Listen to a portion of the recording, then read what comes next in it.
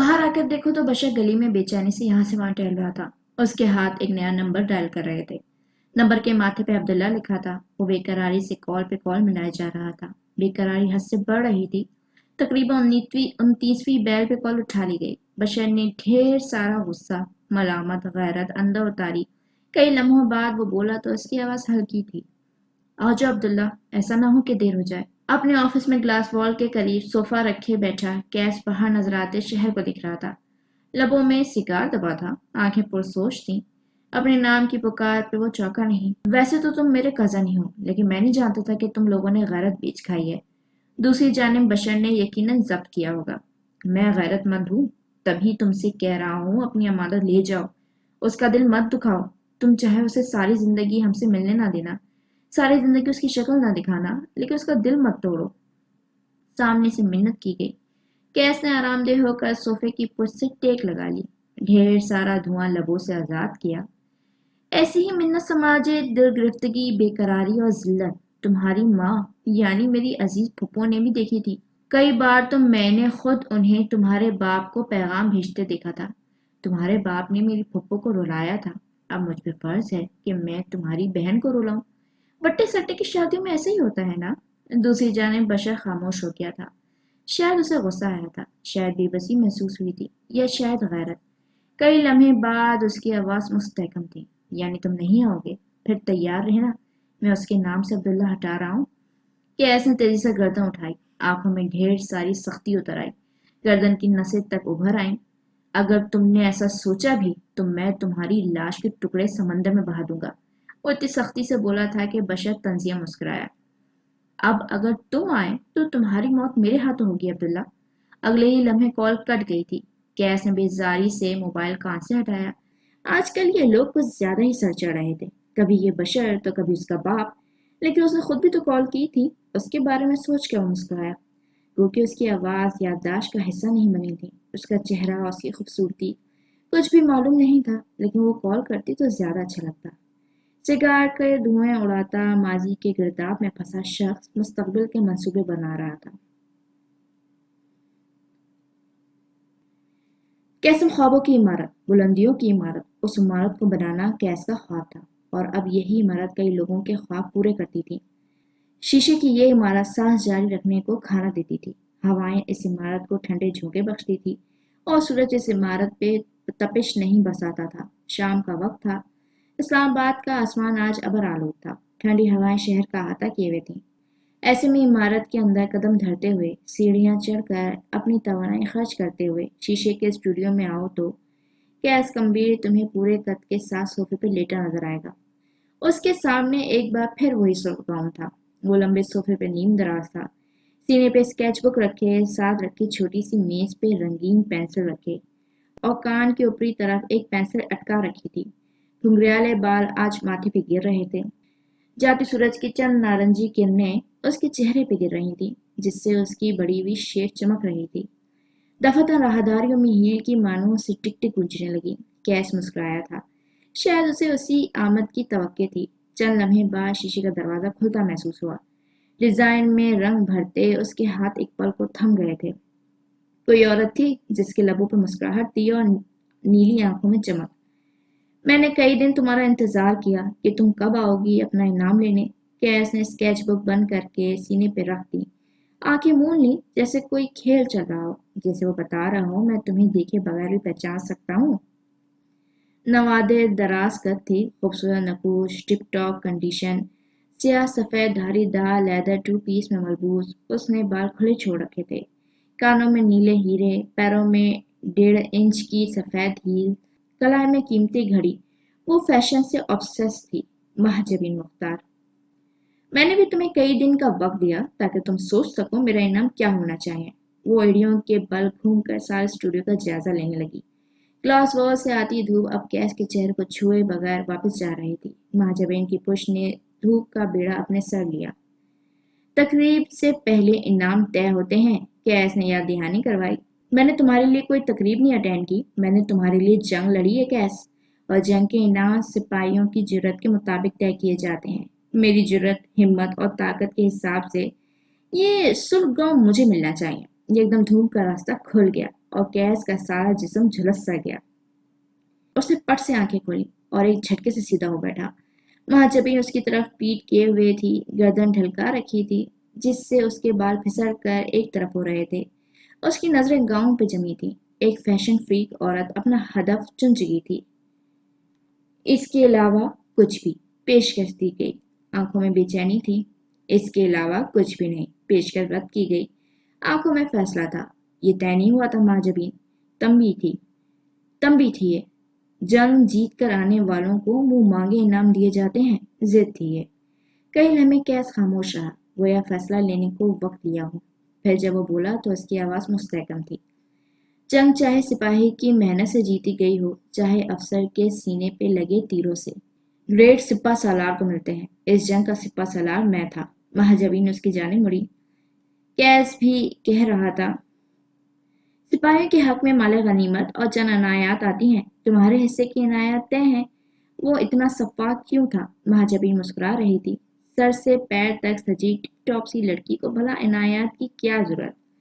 अगर ये नहीं तो सारी दुनिया नहीं। आंखें कुछ जता रही थी। तनी हुई गर्दन में जोम था। आह, ये औरतों की जिद। अगर मैं इनकार करूं तो? वो सोफे से उठकर उसके करीब आया, जैसे 2 साल पहले किया था। वो हनूस मुस्कुरा रही थी, पुरतपिश सर्द मुस्कुराहट। वक्त के दरिया में बैठी कश्ती के चप्पू घुमाओ, लहरों के दोष पे तैरते हुए पीछे जाओ, तो 2 साल पुराना मंजर तुम्हारी आंखों के आगे आए। 2 साल पहले मंजर था कैस का ऑफिस। सुनमई सफेद दीवारों वाला ऑफिस। पावर चेयर पे बैठा कैस, मेज पे रखे कॉफी के भाप उड़ाते मग और मेज के उस पार बैठी महाजबीन मुख्तार, हमेशा की तरह टिप टॉप और तैयार। मैं औरतों के कपड़े नहीं डिजाइन करता मैडम। उसने एहतराम मैडम का इजाफा किया। मैंने दुनिया का हर ब्रांड को पहना है, चाहे सस्ता हो चाहे कीमती। मैंने कैसम के कपड़े भी पहने हैं। लेकिन वो आगे कुछ की, मैंने कैस के बनाए कपड़े नहीं पहने। क्या तुम चाहते हो मैं अपने सर्कल में आधी अधूरी तस्वुर की जाऊं? और एक बात और, क्या तुम्हें लगता है मैं तुम्हें खरीद नहीं सकती? तुम कैसम से कुछ भी खरीद सकती हो, लेकिन महाजबीन मुख्तार, मैं चाहता हूं तुम कैसम से कमाओ। या खरीदने वाले बहुत आते हैं। जब तुम कैसम पहनो तो खरीद कर नहीं, कमा कर पहनो। वो अगर फैशन फ्रीक थी तो कैस फैशन शनास डिजाइनर। डिजाइनर बड़े मीन होते हैं, जिनके लिए उनका दिल नरम पड़ा उनके लिए शाहकार बना ही देंगे, और जिनसे दिल कटा हुआ उनके लिए बनाए गए शाहकार को भी रद्दी का टुकड़ा बना देंगे। अगर तुम मुझसे जिद करोगी, मेरे पास बार बार आओगी, तो शायद मैं तुम्हारे लिए कुछ डिजाइन कर भी दूं। लेकिन वो महज एक डिजाइन होगा, आर्ट नहीं। आर्ट बनता है दिल से, या फिर टूटे दिल से। मुझे किस चीज का इंतजार करना होगा? दिल टूटने का या दिल से बने आर्ट का? नीली आंखों में तजस्सुस था। कैस का दिल कोई नहीं तोड़ सकता। तुम्हें दिल से बने डिजाइन का इंतजार करना होगा। महाजबीन ने नजाकत से हाथ झुलाया। मर्दों के दिल से भला कौन ना वाकिफ है? उसकी आंखें चमकी। कॉफी का मग उठाते हुए उसने एक और सवाल दागा। मैं कैसम का डिजाइन कैसे कमा सकती हूँ? जानने का जुनून। कमाने की सलाह दी जाती है, तरीके बेवकूफ बताते हैं। क्या मैं तुम्हें बेवकूफ दिखता हूँ? खोज लगाने का चैलेंज। इंतजार करो उस दिन का जब मेरा दिल तुम्हारे लिए कुछ तख्लीक करने को चाहे। मगरूर डिजाइनर ने कंधे उचकाए। फैशन फ्रीक औरत ने कॉफी का मग धप से मेज पे रखा और उठ खड़ी हुई। तुम जैसे मर्द उस औरत का दिल रखते हैं जो उनका कारोबार रखे। कभी किसी जंग में हथियार कम पड़े तो महाजबीन को बुला लेना। और उसने पेशकश दी। कैस ने सरकम से पेशकश वसूल की। किसी दिन अगर तुम मेरे लिए जंग जीत गई तो मेरा दिल भी जीतोगी। तब मैं तुम्हारे लिए एक शाहकार बनाऊंगा। भाप उड़ाते कॉफी के धुएं के साथ तहलील होते हुए हम माजी से हाल में आ गए। हाँ, 2 साल पहले तुमने मुझे उम्मीद दी थी और अब 2 साल बाद इनकार कर रहे हो। वो नीली आंखों से उसे देखते हुए शिकवा कर रही थी। ना मैंने तब इनकार किया था, ना अब कर रहा हूँ। अपनी मर्जी छोड़कर मेरी मर्जी करो, तुम्हें बहुत कुछ मिलेगा। वो पैंट की जेबों में हाथ डाले हुए संजीदा था। महाजबीन आगे को हुई, एक बाजू बढ़ाकर उसके कंधे पे रखा और फिर उसके कान के पास झुकी। मैं 2 साल मजीद इंतजार कर सकती हूँ, लेकिन मैं डिजाइन नहीं, आर्ट लूंगी। कैस? वो बेबाक औरत सरगोशी करते हुए पीछे हटी। कैस ऊंचे मुजस्मे की मानंद खड़ा रहा। महाजबीन ने एक नजर उस पर डाली, फिर उस सुर्खगांव को देखा। Until we meet again, bye bye। वो हाथ की 3 उंगलियां पियानो बजाने के अंदाज में लहराती बाहर चली गई। اس کے جاتے ہی حدیبی اندر آئی۔ وہ کافی اجلت میں لگتی تھی، لیکن یہاں اسٹوڈیو میں اس سرخ گاؤن کو دیکھ کر اس کی آنکھیں کھلی کی کھلی رہ گئیں۔ آنکھیں ستائی سے پھیل گئی، لب او کی شکل میں گول ہوئے۔ چند پل وہ ایک حصار میں قید سی اس گاؤن کو دیکھتی رہی، اور پھر اگلے ہی لمحے اس نے آنکھیں جھپک کر اپنے باس کو دیکھا۔ اگر آپ یہ گاؤن مجھے دے دیں تو روز قیامت میں آپ کے حق میں بیان دوں گی۔ میں اللہ کو ہرگز نہیں بتاؤں گی کہ آپ اس کی عظیم تخلیق حدیبیہ کو حبیب کہتے تھے۔ کیس نے ٹھہر کے اسے دیکھا۔ سودا برا نہیں تھا۔ اگر تمہارے اندر ایک بھی عورت والی خوبی ہوتی تو یہ گاؤن تمہارا ہوتا حبیب۔ آخر یہ گاؤن ہے کس کا؟ غیر تجسس کے وہ حبیب کہنے پہ بھی خفا نہیں ہوئی۔ میری منگیتر کا، اعتراف کرتے ہوئے اس کے لبوں پہ مسکراہٹ تھی۔ حدیبیہ پلک تک نہ جھپک سکی۔ یعنی باس نے منگنی کر لی؟ آپ کی منگیتر بھی ہے؟ حیرت کی زیادتی تھی کہ ایس نے اس بات میں سر ہلا دیا۔ ہاں میری منگیتر ہے، اور وہ کہتی ہے وہ بہت خوبصورت ہے، لیکن لوگ اس سے کہتے ہیں میں زیادہ خوبصورت ہوں۔ وہ رکا، حدیبیہ کے چہرے کو دیکھا۔ اس کی خواہش ہے کہ میں اعتراف کروں کہ وہ مجھ سے زیادہ خوبصورت ہے۔ جس دن وہ یہ گاؤن پہنے گی میں اعتراف کروں گا وہ واقعی خوبصورت ہے، اور اگر وہ خوبصورت نہ لگی تو؟ عورت کو خوبصورت اس کا وقار اور وفا بناتے ہیں۔ اس عورت کے پاس دونوں ہیں۔ میں جانتا ہوں وہ دنیا کی سب سے حسین عورت ہوگی۔ اور آپ کا اپنے بارے میں کیا خیال ہے؟ طنز تھا کہ ایس نے گہری سانس لی۔ میں نے اسے بہت ہرٹ کیا ہے، لیکن میں دعویٰ کروں گا میری ساری وفائیں اس سے مشروط ہیں۔ اس کے سارے گلے دور ہو جائیں گے جب میں اسے تحفے میں وفا دوں گا۔ کون جیتا ہے تیرے زلف کے سر ہونے تک، حدیبیہ کھوئے کھوئے انداز میں بولی، لیکن اگلے ہی لمحے کیس کی ایک سخت نظر اسے ہوش میں لے آئی۔ کھسیانی بلی کی طرح وہ دھیرے سے منظر سے ہٹنے لگی جب یکدم اسے کچھ یاد آیا۔ آپ نے ایک انٹرویو میں کہا تھا اپنے راز عورت سے شیئر نہیں کرنے چاہیے کیونکہ عورت ناقابل اعتبار ہوتی ہے۔ پھر آپ نے اپنی منگنی کے بارے میں مجھے کیوں بتایا؟ کیس نہیں مڑا، وہ یوں ہی کھڑے کھڑے گاؤں کو دیکھے گیا۔ میرا یہی عمل اس بات کا ثبوت ہے کہ میں تمہیں حدیبیہ نہیں حبیب سمجھتا ہوں۔ خدا کی قسم میں قیامت کے دن آپ پہ حتک عزت کا دعویٰ کروں گی۔ وہ پیر پٹکتی ہوئی باہر نکل گئی۔ پیچھے کیس تھا اور وہ سوچ گاؤں۔ عبداللہ ایک دن تمہارے لیے آئے گا، اور اس نے سرگوشی کی تھی۔ گوادر کے ساحل پہ کھڑے دو مرد ایک دوسرے کے روبرو تھے۔ سبز آنکھیں سپاٹ تھیں اور سیاہ آنکھوں میں سختی تھی۔ تم کیا کرنے والے تھے مہدی؟ چبا چبا کر بس یہی پوچھا گیا۔ مہدی نے سپاٹ نظروں سے اسے دیکھا، ایک جونی سیریل کلر جیسی سپاٹ نظریں۔ میں کرنے والا تھا نہیں، میں کرنے والا ہوں۔ میں اس آدمی کو جان سے مار ڈالوں گا۔ اس کی جرت کیسے ہوئی مجھے کال کرنے کی؟ آخر میں وہ ہلکی آواز میں بڑبڑایا۔ ساتھ ساتھ ذہن کے پردے پہ ایک منظر ابھرا۔ پرتائی سوٹ کے کمرے میں اپنے پلنگ پہ آڑے ترچھے لیٹے مہدی کا فون بج بج کے تھک گیا تھا، لیکن اس کی نیند تھی کہ ختم ہی نہیں ہوتی تھی۔ چند لمحوں بعد فون کی زوں زوں ایک بار پھر سر اٹھانے لگی۔ اب کہ مہدی نے کسی نابینا کی طرح اپنا ہاتھ یہاں سے وہاں مارا۔ تھوڑی سی جد و جہد کے بعد بالآخر فون اس کے ہاتھ میں تھا۔ غیر شناسہ نمبر سے آنے والی کال اس نے یوں ہی پڑے پڑے اٹھا لی تھی۔ آنکھیں ہنوز بند تھیں، ذہن غائب۔ ہیلو، خمار زدہ آواز میں اس نے پوچھا۔ مجھے اندازہ نہیں تھا تم مجھے اتنی جلدی بھول جاؤ گے۔ 400 وولٹ کا کرنٹ تھا جو مہدی کے جسم کو چھو گیا۔ محب ملک اس سے مخاطب تھا، وہی دلکش لہجہ، وہی طنز میں ڈوبے تیر۔ ایک مرد کی آواز امرت ہوتی ہے جب تک اس کے لہجے میں طنز کے تیر شامل نہ ہو جائیں۔ مہدی کئی لمحے سانس نہیں لے سکا۔ دیکھا مہدی، تمہاری بہن اس ملک میں آ کر بھی میرے اشاروں پہ چلتی ہے، ورنہ اسلام آباد اتنا دور تو نہیں تھا۔ وہ ایک بار پھر زہر خند لہجے میں بولا۔ مہدی دھیرے سے لحاف اتار بیٹھا، چہرہ اب تک بے یقین تھا۔ دوسری جانب پی سی کے ایک اور سویٹ کی بالکنی میں بیٹھا وہ خوبرو شخص مسکرا رہا تھا، طنز، حقارت، تنفر والی مسکراہٹ۔ تمہاری بہن، میں نے جب اسے پہلی مرتبہ پروپوز کیا تھا، جانتے ہو اسے مجھے کیوں انکار کیا تھا؟ مہدی خاموش رہا، وہ اس کے الفاظ پروسیس کر رہا تھا۔ اس نے مجھ سے کہا کہ وہ اپنے بھائی سے پوچھ کے بتائے گی۔ اس نے مجھے تمہارے اپروول کے لیے چھوڑا مہدی۔ آدھی یونیورسٹی کے سامنے میں نے ذلت اٹھائی، صرف اور صرف وجہ تم تھے۔ تم اس لائق تھے کہ تمہیں انکار کیا جاتا، مہدی حقارت سے بولا۔ تم اس لائق تھے کہ تمہارے چہرے پہ لعنت بھیجی جاتی، اور میری بہن نے بھیجی تھی، اس نے جتایا۔ کیا اسی وجہ سے آج تمہاری بہن میرے نکاح میں ہے اور میری بیٹی کی ماں بھی ہے؟ کاش کوئی اس کا منہ نوچ لے۔ مہدی نے دانت پہ دانت جما کر ضبط کیا۔ جانتے ہو تمہاری بہن کیا کیا برداشت کرتی ہے؟ وہ پراسرار ہوا۔ میں نے ان 6 سالوں میں کئی بار اس پہ ہاتھ اٹھایا ہے. زبان بہت چلتی ہے یار اس کی. خدا کی قسم میں تمہارے ہاتھ جڑ سے اکھاڑ دوں گا. مہدی اور آیا. دوسری جانب محب کہہ کے مار کے ہنسا تھا. مارے بے بسی کے مہدی کے ہاتھ کی نسیں بھڑک گئیں. کئی بار میں نے اس کی شکل عقل کا مذاق اڑایا ہے. کئی بار میں نے اس کے کردار پہ انگلی اٹھائی ہے. لعنت ہو تم پہ معلوم انسان. خدا تمہیں غارت کرے. مہدی کا بس نہیں چلتا تھا وہ فون کے اندر گھس کر اس کا گلا دبا دے. وہ اپنے بستر سے نیچے اتر آیا تھا اور اب کمرے کے چکر لگا رہا تھا. محب اب تک اس کی سماعتوں میں زہر انڈیل رہا تھا. یار ایسی بات نہیں ہے کہ مجھے اس سے محبت نہیں ہے. ہاں شاید تھوڑی بہت محبت ہے لیکن وہ جو مجھے ضد ہے نا اس کے مقابلے یہ محبت کچھ نہیں.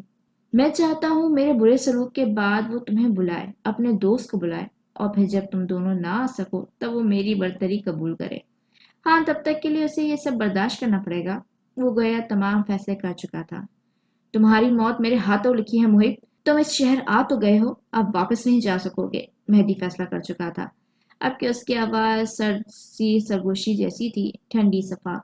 میں جانتا ہوں اس وقت تم کہاں ہو اور اب انتظار کرو اپنی موت کا. واہ آئی ایم امپریسڈ. یعنی مہدی کمبیر صاحب کو غیرت بھی آتی ہے. لیکن افسوس تم مجھے مار نہیں سکتے. ایزر اور تمہاری بہن مجھ سے بہت محبت کرتے ہیں مہدی. تمہارے ہاتھ بہت بری طرح بندھے ہوئے ہیں. وہ محسوس ہو رہا تھا اس کی بے بسی سے اپنی بے حسی سے.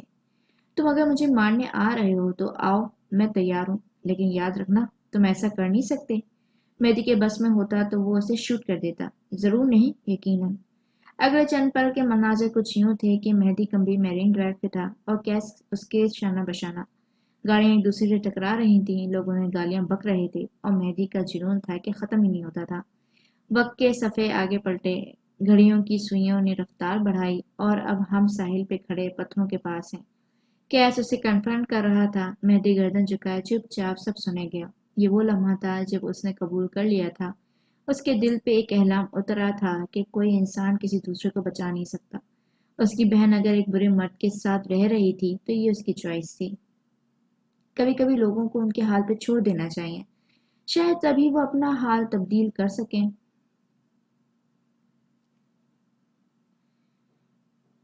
رات سر پہ آئی تو اسلام آباد نے مہمانوں کو خوش آمدید کہا.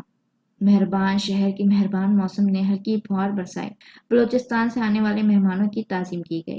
یہ ایک اپر کلاس کالونی کا منظر تھا. بھورے پینٹ والا 3 منزلہ بنگلہ ایک شان سے کھڑا تھا. اسی بنگلے کے باہر بشر حاکم کی گاڑی کھڑی تھی. زینیا گاڑی کے سامنے والے شیشے سے بنگلے کو دیکھ رہی تھی جبکہ عروج تو باقاعدہ گردن باہر نکالے باہر ہی دیکھ رہی تھی. بشر نے مڑ کر ایک سنجیدہ نظر اپنی غیر سنجیدہ بیوی پہ ڈالی. عروج اسلام آباد دیکھنا ہے نا؟ جاؤ باہر جا کے دیکھ لو. اس میٹھے لہجے پہ عروج غش کھاتے کھاتے بچی تھی. وہ بچوں کے انداز میں خوش ہوتے ہوئے باہر نکل گئی اور اسی پل بشر سنجیدہ ہو گیا. اس کا رخ اب زینیا کی جانب تھا. وہ بھی اسے ہی دیکھ رہی تھی. بشر اگلی سیٹ پہ ترچھا ہو کے بیٹھا تھا کیونکہ وہ زینیا کو دیکھ سکتا تھا. وہ اسے ہی دیکھتا رہا. تبھی زینیا نے گاڑی سے باہر سیلفی لیتی عروج کو دیکھا. عروج اچھی ہے نا؟ وہ زیر لب بڑبڑائی. ہاں اچھی ہے. بلاچ بھی اچھا ہے. بشر نے تائید کی. اور جب تک اچھا ہے تم بھی اچھی رہنا.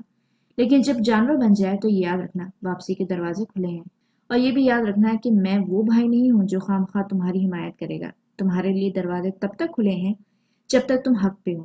جس دن مجھے بلاج حق پہ محسوس ہوا اس دن فیصلہ اس کے حق میں ہوگا. ٹھیک؟ زینیا نے محض اسبات میں سر ہلایا. بشر اب بھی سنجیدہ تھا. شادی کے شوشو میں مسئلے ہوتے ہیں. کچھ برداشت کرنا کچھ پہ صبر رہنا لیکن اپنے ساتھ ظالم مت بننا. یاد رکھنا تمہارا بھائی ہمیشہ تمہارے پیچھے ہے. بلاج کی کوئی ناجائز بات برداشت کرنے کی ضرورت نہیں ہے. بشر میں دیکھ لوں گی فکر مت کرو. تم لوگوں کو میرے پیچھے کھڑے ہونے کی ضرورت نہیں ہے. زینیا تسلی دینے والے انداز میں بولی. بشر نے گہری سانس بھری. جن لڑکیوں کے پیچھے ان کے میکے والے نہیں ہوتے سسرال والوں کے لیے وہ لاوارث لاش جیسی ہوتی ہیں. کبھی صبر کے نام پہ گردہ نکال لیا کبھی قربانی کے نام پہ دل نکال لیا. زینیا نے تھکی تھکی نظروں سے اسے دیکھا. وہ اسے یہ سب کچھ کیوں سمجھا رہا تھا؟ وہ زینیا حاکم تھی. مسائل سے پہلے اس کے پاس حل آیا کرتے تھے. بشر کے چہرے پہ کچھ تھا بے چینی سا غیر آرام دہ سا. یوں اپنی بہن کو اسلام آباد کے سپرد کر کے نہیں جانا چاہتا تھا. خاص طور پہ تب جب اس کی بہن خود کو عقل کل سمجھ رہی ہو. زینی بچے یہ بڑا شہر ہے. بڑے لوگ بڑے کاروبار. یہ جنگل ہے لوگوں کا طاقت کا. یہاں یہ مت بھولنا تمہارا اصل کیا ہے. तुम कहाँ से आई हो? तुम्हारा खानदान कौन है? यहाँ के जानवर फाड़ खाने को बैठे हैं, तुम इनका निवाला मत बनना। शहर छोटा बड़ा नहीं होता अदा, जानवर छोटे बड़े खतरनाक या गैर खतरनाक नहीं होते। हर इंसान जगह जानवर के अंदर एक जहन्नुम होती है, मेरे अंदर भी है। अगर शहर के जानवरों ने मुझे निवाला बनाया तो मैं उनको अपना खाना बनाऊंगी। I am not scared of monster, I am a monster my self, सुनहरी आंखों वाली लड़की ने जताया। बशर ठहर कर उसे देखे गया। तुम चीजों को इतना आसान क्यों समझ लेती हो? क्योंकि अगर मुश्किल हुई तब भी मेरे पास हल मौजूद होगा। उसने कंधे उचकाए। बशर कुछ मजीद कहने लगा था कि बंगले का दरवाजा खुला। एक अधेड़ उम्र औरत और उनके साथ एक लड़की बाहर आई। बशर उन्हें देखते हुए बाहर निकल आया। अलविदा कहने का वक्त आ चुका था। अधेड़ उम्र और खातून उन्हें अंदर चलने का इशारा कर रही थी। उसी लम्हे जीनिया हाकिम भी गाड़ी से बाहर निकली। बंगले से आने वाली लड़की ने उसे देखा और आगे बढ़ाई। उरूज अभी बंगले विला और ऊंचे कसे गर्दन उठाए देख रही थी। हेलो जैनम, मैं शहज़द सैमसन हूँ। अधेड़ उम्र औरत के साथ आने वाली लड़की जीनिया के सामने खड़ी थी। जीनिया ने गौर से उसे देखा। वो कोई 27-28 बरस की लड़की थी। स्याह लंबे बालों वाली, उसकी रंगत जर्द माइल थी। आंखें ना ज्यादा छोटी ना बड़ी, बस दरमियानी और स्याह। खुले बाल में हेयर बैंड लगा था और बैंग्स माथे पे सेट थे। शायद किसी ने बैंग्स के नाम पे उसके साथ जुल्म किया था। पतली सी नाव जो कि किसी जेवर से खाली थी, होठ मुस्कुरा रहे थे। खुली सी शर्ट के साथ जीन्स पहने हुए वो अच्छी लग रही थी। हाथ उसने हुनूस आगे बढ़ा रखा था। जीनिया की नजर उसके हाथों तक गई। उसकी हर उंगली में मुख्तलिफ अंगूठियां और छल्ले थे। कलाई में 3 से 4 चूड़ियां और उनके साथ एक मोतियों वाला कड़ा। उसका मुजमई तासर एक पुरकशिश, आजाद, क्रिएटिव और फ्रेश सा आता था। हेलो जैनब, अब की बार उसने जरा जता कर कहा। हाँ, शहजाद को आज तक किसी ने इग्नोर नहीं किया। जीनिया बगैर हाथ मिलाए आगे बढ़ने लगी। मेरा नाम जीनिया हाकिम है, जैनब नहीं, वो दरवाजे के अंदर जाते हुए बोली। हाँ तो जीनिया का जैन और हाकिम का मीम, ये हो गया जैनब। कोई इसकी क्रिएटिविटी का कुछ करे। मुझसे पूछे बगैर आप मेरे नाम के साथ इतना बड़ा चेंज नहीं कर सकती। वो बधेड़ उम्र औरत के पीछे पीछे थे। एक लॉन्च नुमा जगह पे आकर वो रुकी थी और अपने मेहमानों को बैठने का इशारा किया। शहजाद की क्रिएटिविटी शहजाद की भी मर्जी नहीं पूछती। तुम तो फिर तुम हो। वो तुम कह रही थी, लेकिन आप वाले अंदाज में। शायद उसने सबकी सुननी और अपनी ही करनी सीखी थी। जीनिया सर झटकती आगे बढ़ाई।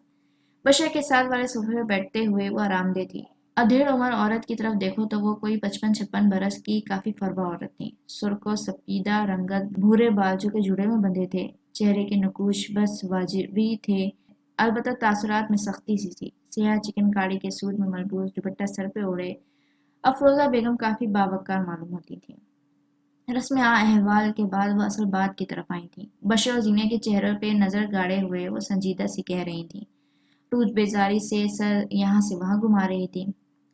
15 साल पहले मेरे दोनों बेटे अमेरिका शिफ्ट हो गए थे। उनके बाद मैं यहाँ ये प्राइवेट हॉस्टल चला रही हूँ। हॉस्टल बस एक बहाना है, दरअसल ये मेरी तन्हाई दूर करने का जरिया है। इस शहाना और बड़े घर में खर्चे भी बड़े हैं, लेकिन मेरी तन्हाई की कीमत के आगे ये सब कुछ नहीं। वो एक पल को रुकी। यहाँ रहने वाली तमाम बच्चियाँ मेरे दोस्तों की बेटियाँ, भतीजियाँ या फिर रिश्तेदार हैं। किसी गैर को यहाँ नहीं रखती मैं। जवान लड़कियां जिम्मेदारियां होती हैं। जीनिया हाकिम, तुम्हें यहाँ रखने की वजह तुम्हारी जहानत है। मैं तुम्हें ज़ाया नहीं होने देना चाहती थी। जीनिया ने सर के खम से शुक्रिया अदा किया। चंद एक मजीद बातों के बायस बशर जाने को उठ खड़ा हुआ था। गो कि उसका दिल मुतमईन नहीं था, लेकिन कई बार दिल को चुप करवाना पड़ता है। वो अफरोजा बेगम के सामने आकर खड़ा हुआ, संजीदा नजरों से उन्हें देखा।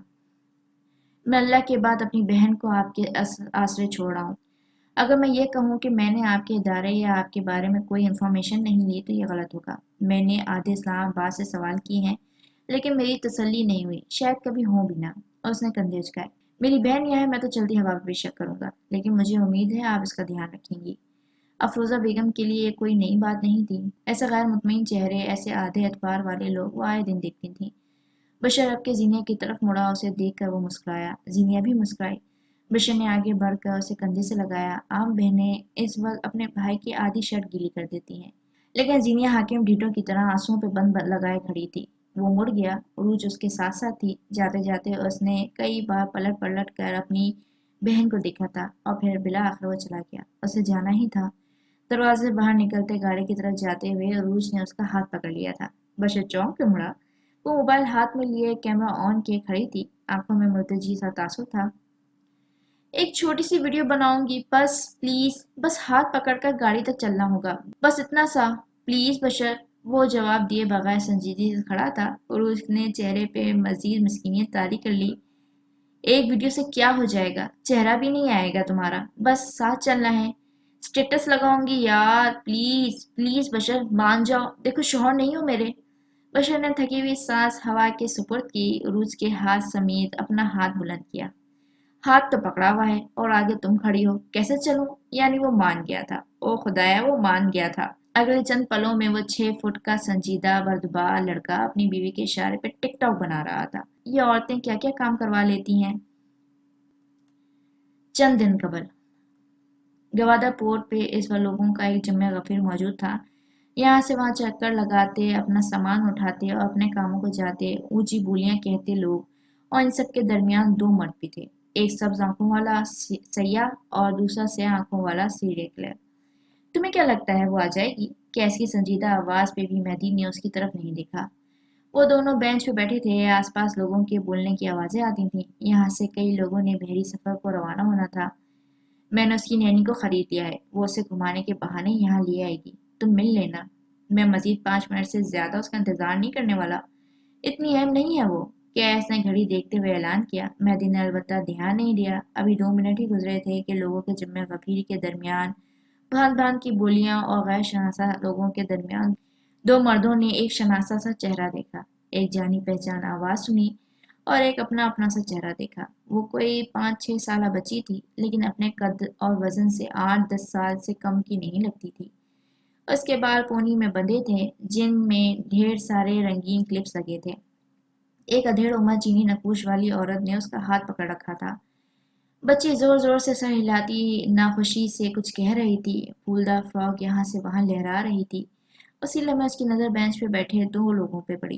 खफस से वो गर्दन दाएं बाएं मोड़ने लगी, अदाकारा ना हो तो। साथ साथ अपने बालों को नामहसूस अंदाज में संवारा। इस सारे वक्त में कैस बस सांस रोके एकटक उसे देखे गया। मेहदी अपनी जगह से उठ खड़ा हुआ था और फिर देखते ही देखते वो घुटनों के बल नीचे बैठ गया। एजल की आंखें शरारत से चमकी।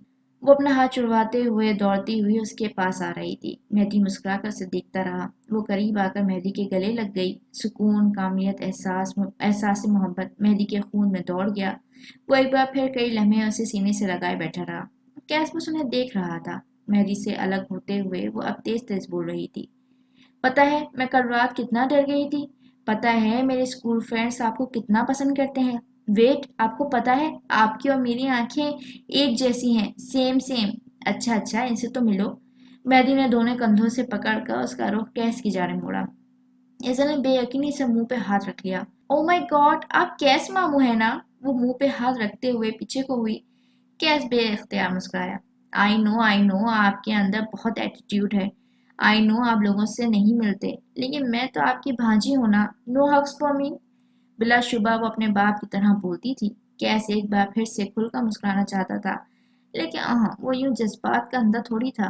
वो जब कुछ नहीं बोला तो एजल ने मेहदी की तरफ देखा। आंखें मशगूल अंदाज में छुटी हुई, दोनों हाथ मेहदी के कंधे पे रखे वो इसके कान के करीब झुकी।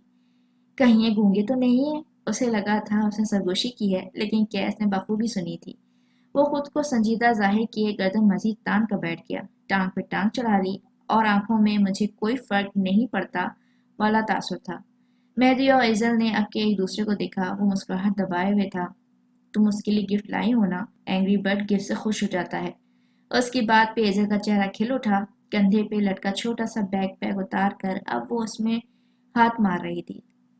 कैस यूं तो टांग पे टांग चढ़ाए गर्दन तान कर बैठा था, लेकिन कनखियों से वो उसकी सारी कार्रवाई देख रहा था। और फिर बिला आखिर एज़म मुहिब मलिक ने अपने बैग से चंद सिक्के बरामद किए। सुर्ख गालों और चमकती आंखों से उसने वो सिक्के कैस की जाने बढ़ाए। कैस ने उसके नन्हे नन्हे बढ़े हुए हाथ देखे, मगर रुख मोड़ लिया। मेहदी कुलस कर रह गया, इतनी अदाकारी क्यों कर रहा है? एजल ने हार ना मानी। वो आगे बढ़ाई, घुटने पे रखी उसकी बंद मुट्ठी खोली और फिर 3 सिक्के उसके हाथ पे रखे। मुझे पता है आपको करेंसी जमा करने का शौक है। आंखें झपका कर तसल्ली दी गई। क्या जिसकी मासूमियत पे मबहूत रह गया। Still no हक्स for me. वो आंखों में उम्मीद लिए उसे देख रही थी। और फिर गवादर पोर्ट के ऊंचे जहाजों چلتے پھرتے لوگ اور سمندر کی ہواؤں نے کیس کمبیر کو اپنی جگہ سے اٹھتے اور پھر گھٹنوں کے بل زمین پہ بیٹھتے دیکھا۔ نو ہکس فار می، وہ مسکراتے ہوئے پوچھ رہا تھا۔ عزت کھلکھلا کے ہنس پڑی، ساتھ ہی فوراً اس کے گلے سے آ لگی۔ کیس نہیں جانتا تھا یہ کون سے احساسات ہیں، یہ لمس اتنا سکون بخش کیوں تھا، یہ چھوٹی سی بچی اسے گھٹنوں پہ کیوں لے آئی تھی۔ وہ بس یہ جانتا تھا کہ اس کا دل اس بچی کے ساتھ جڑا ہوا ہے۔ خون کے رشتوں میں فاصلے اہمیت نہیں رکھتے، کئی سالوں بعد بھی ملاقات ہو جائے تو گلے لگاتے وقت دل کو میٹھی راحت اور روح کو ٹھنڈا سکون ملتا ہے۔ کوئی شخص یہ احساس صرف تب محسوس کر سکتا ہے جب اپنے خون کے رشتوں سے کئی سال دور رہا ہو۔ ماما آپ کو بہت مس کرتی ہیں، ایزل نے اس کے کان میں سرگوشی کی۔ کیس تھم گیا، چھماکے سے سب یاد آیا، دل ایک نئے سرے سے دکھ گیا۔ وہ اگلے کئی لمحے اسے سینے سے لگائے بیٹھا رہا، کبھی اس کے بال تھپکتا، کبھی اس کا کندھا چومتا۔ ان لمحوں کو ختم نہیں ہونا چاہیے تھا، کبھی نہیں۔ اسی لمحے مہدی کا موبائل بجنے لگا۔ آپا کالنگ کے الفاظ جگمگائے۔ ایک لمحے کے لیے وہ سانس نہیں لے سکا۔ مہدی کئی لمحے یوں ہی شل کھڑا رہا اور پھر وہ ان دونوں کو چھوڑ اب دوسری طرف چلا گیا ہے۔ آپ کو پتا ہے میرے اسکول میں سب کو پتا ہے کہ میرے دو ماموں ہیں، دونوں ہینڈسم، اور پاکستان میں ہمارا ایک بڑا گھر ہے اور میرے دونوں ماموں حد سے زیادہ ہینڈسم ہیں۔ وہ مسلسل بولے جا رہی تھی۔ کیس اسے اٹھائے بینچ پہ چلا آیا۔ اچھا یہ بتاؤ میں زیادہ ہینڈسم ہوں یا مہدی؟ وہ اسے گود میں بٹھائے ہوئے تھا۔ ایزل نے چند لمحے سوچنے کی اداکاری کی۔ مہدی کے پاس دنیا کی سب سے خوبصورت آنکھیں ہیں اور آپ کے پاس دنیا کی سب سے خوبصورت بات، وہ شستہ انگریزی میں بولی۔ کیس ہنس پڑا۔ وہ اکثر یہی سوال میرا سے بھی کرتا تھا، جواب دونوں کا یہی ہوتا تھا۔ کیس نے نوٹ کیا وہ بہت بولتی تھی، زیادہ بولتی تھی، بہت زیادہ، کسی اور کو بولنے کا موقع بہت کم دیتی تھی۔ تم نے مجھے کیسے پہچانا؟ ہم تو پہلے کبھی نہیں ملے۔ میں نے آپ کی تصویریں، انٹرویو، ویڈیو سب دیکھا ہے، آپ ہم سے ملنے کیوں نہیں آتے؟ تم نے کبھی بلایا ہی نہیں۔ کیس نے آہستگی سے اس کے بال سنوارے، آواز بے حد ہلکی تھی۔ میں نے تو آج بھی نہیں بلایا تھا، ماما کہتی ہیں آپ اپنی مرضی کرتے ہیں۔ اپنی ماما سے کہنا وہ نہیں کرتی کیا؟ نہ جانے کیوں وہ ایک بچی کے سامنے شپا کر بیٹھا۔ یہاں سے ذرا فاصلے پہ کھڑے مہدی نے موبائل کان سے لگا رکھا تھا، آنکھیں نیم مردہ تھیں، وہ اسے بلا رہی تھی۔ مہدی کو چاہیے تھا کہ جائے۔ میں جانتی ہوں تم ایزل سے ملے ہو، میں جانتی ہوں وہ اس وقت بھی تمہارے ساتھ ہے۔ وہ آنسوں کے درمیان بامشکل بول رہی تھی۔ بس ایک بار مہدی، بس ایک بار پہل کرو، پھر دنیا کی کوئی طاقت ہمیں جدا نہیں کر سکتی، صرف ایک بار مہدی۔ تمہیں مجھ سے ضد ہے تو مجھے تم سے زیادہ ہے۔ مہدی نے دھیرے سے سرگوشی کی۔ ہم ملیں گے یا تو اسلام آباد میں یا پھر عالم اربا میں، پہل تم نہیں کرو گی تو میں بھی نہیں کروں گا۔ دوسری جانب موجود اورنج کی ہچکیاں بلند ہونے لگیں۔ مہدی فون کان سے اتار چکا تھا، کال ختم کر کے اب وہ تیز تیز قدموں سے ایزل اور کیس کے جانب بڑھ رہا تھا۔ بینچ کے قریب پہنچ کر اس نے ایزل کو کیس کی گود سے اٹھا لیا۔ یہ کیا بدتمیزی ہے، اسے واپس بٹھاؤ، کیس نے ناگواری سے ٹوکا۔ مہدی نے غور نہیں کیا، بس ایک بار سکون سے اسے گلے لگایا اور پھر نیچے اتار دیا۔ ہماری بات چل رہی تھی مہدی، بدتمیزی کی انتہا ہو گئی ہے، اسے واپس بٹھاؤ یہاں۔ مہدی نے انسنی کرتے ہوئے ایزل کو نیچے اتارا، جھک کر اس کے دونوں گال چومے۔ ہم دوبارہ ملیں گے، ابھی تم اپنی ماما کے پاس جا رہی ہو، اوکے؟ ایزل نے برا سا منہ بنا لیا تھا، البتہ بولی کچھ نہیں۔ مہدی پہ ایک خفا خفا سی نظر ڈال کر وہ کیس کی جانب بڑھی، پھر انگلی کے اشارے سے اسے نیچے جھکنے کو کہا۔ وہ جو تنے ہوئے تاثرات لیے مہدی کو دیکھ رہا تھا، نہ چاہتے ہوئے بھی چہرہ اس کی جانب جھکا دیا۔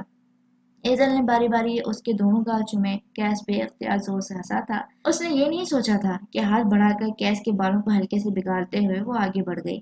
جاتے جاتے ایک خفا نظر مہدی پہ ضرور ڈال دی تھی، ساتھ بے آواز بڑبڑائی تھی، "We are not done yet." مہدی تھکان زدہ سے مسکرایا۔ وہ چلی گئی تو کیس نے اسے دیکھا، سخت جتاتی نظریں۔ ہم بات کر رہے تھے، تم نے دیکھا نہیں؟ مہدی بینچ پہ اس کے ساتھ آ کر بیٹھا۔ کیا ضرورت تھی بات کرنے کی جب تمہیں اس سے کوئی مطلب ہی نہیں تھا؟ وہ تمہیں اتنا اٹریکٹ کیوں کر رہی تھی؟ اس نے تھکن سے گردن پیچھے پھینک دی۔ کیس لاجواب سا ہوا۔ اس کی آنکھیں مجھ سے ملتی تھیں، بس اسی لیے۔ اس کی آنکھیں سبز ہیں نائٹ میئر، میری جیسی، سیم سیم، بتایا گیا۔ اس کے بال میرے جیسے تھے، ناک بھی اور ہاتھ بھی۔ کیس نے ایک اور تعویل پیش کی۔ مہدی دھیرے سے ہنس دیا۔ وہ ساری کی ساری اپنے باپ کی جیسی ہے نائٹ میئر، یعنی اس کے پاس کچھ بھی میرے جیسا نہیں ہے؟ وہ خفا ہوا تھا۔ مہدی ایک بار پھر مسکرایا۔ کیس جن کو چاہتا تھا ان کے اندر مماثلت ڈھونڈا کرتا تھا، اب جب تک نہیں ملتی اسے سکون کہاں آنا تھا۔ اس نے اگر تم سے کچھ لیا ہے تو وہ ہے لمبی زبان اور اپنی باتیں منوانا، اور شاید ذہانت بھی۔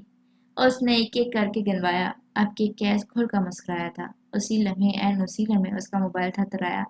کیس نے مسکراتے ہوئے ایک اچٹتی سی نگاہ کالر آئی ڈی پہ ڈالی۔ یہ اس کا دوسرا موبائل تھا اور اگلے کئی لمحے وہ سانس نہیں لے سکا۔ یہ وہی نمبر تھا۔ وہ اسے کال کر رہی تھی، وہ جس کے لیے کیس میلوں کا سفر کر کے یہاں آیا تھا۔ یہاں سے چلو نائٹ میئر، پلیز یہاں سے چلو۔ یہ شہر میرا دم گھوٹ رہا ہے۔ کچھ دیر مزید یہاں رہا تو مجھے نہیں پتا میں کیا کر گزروں گا۔ پلیز یہاں سے چلو۔ مہدی سر ہاتھوں میں دیے تکلیف سے بڑبڑا رہا تھا۔ کیسے موبائل سے نگاہیں نہ اٹھائیں۔ وہ مثبت جواب دینا چاہتا تھا۔ وہ کم از کم اسے تسلی دے آنا چاہتا تھا، لیکن شاید دیر ہو چکی تھی۔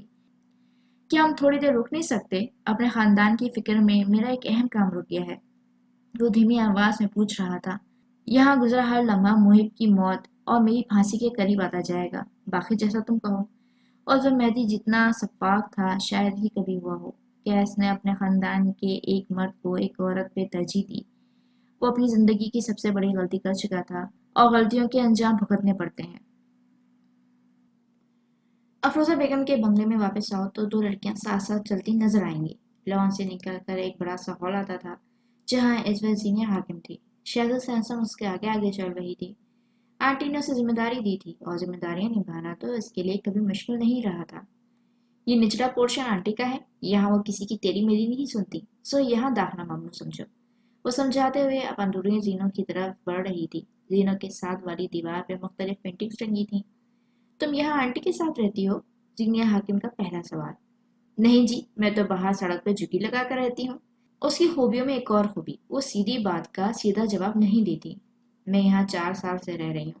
شہزاد یہاں سب کو جانتی ہے، یہاں کے سارے لوگ میرے لیے آئینہ ہیں۔ تمہیں یہاں کچھ بھی چاہیے ہو تم مجھ سے مدد مانگ سکتی ہو۔ وہ اب بھی لکڑی کے نہ ختم ہونے والے زینوں پہ تھی۔ کیوں؟ کیا تم نے یہاں سب کی مسیحا بننے کی ٹھان رکھی ہے؟ اوپری منزل کے فرش کو چھوتی آخری سیڑھی پہ شہزاد رک گئی، گھوم کر اس کو دیکھا۔ یہ مسیحا بننے کی لگن نہیں ہے، یہ خود شناسی ہے۔ مجھ سے بہتر تمہاری مدد کوئی نہیں کر سکتا۔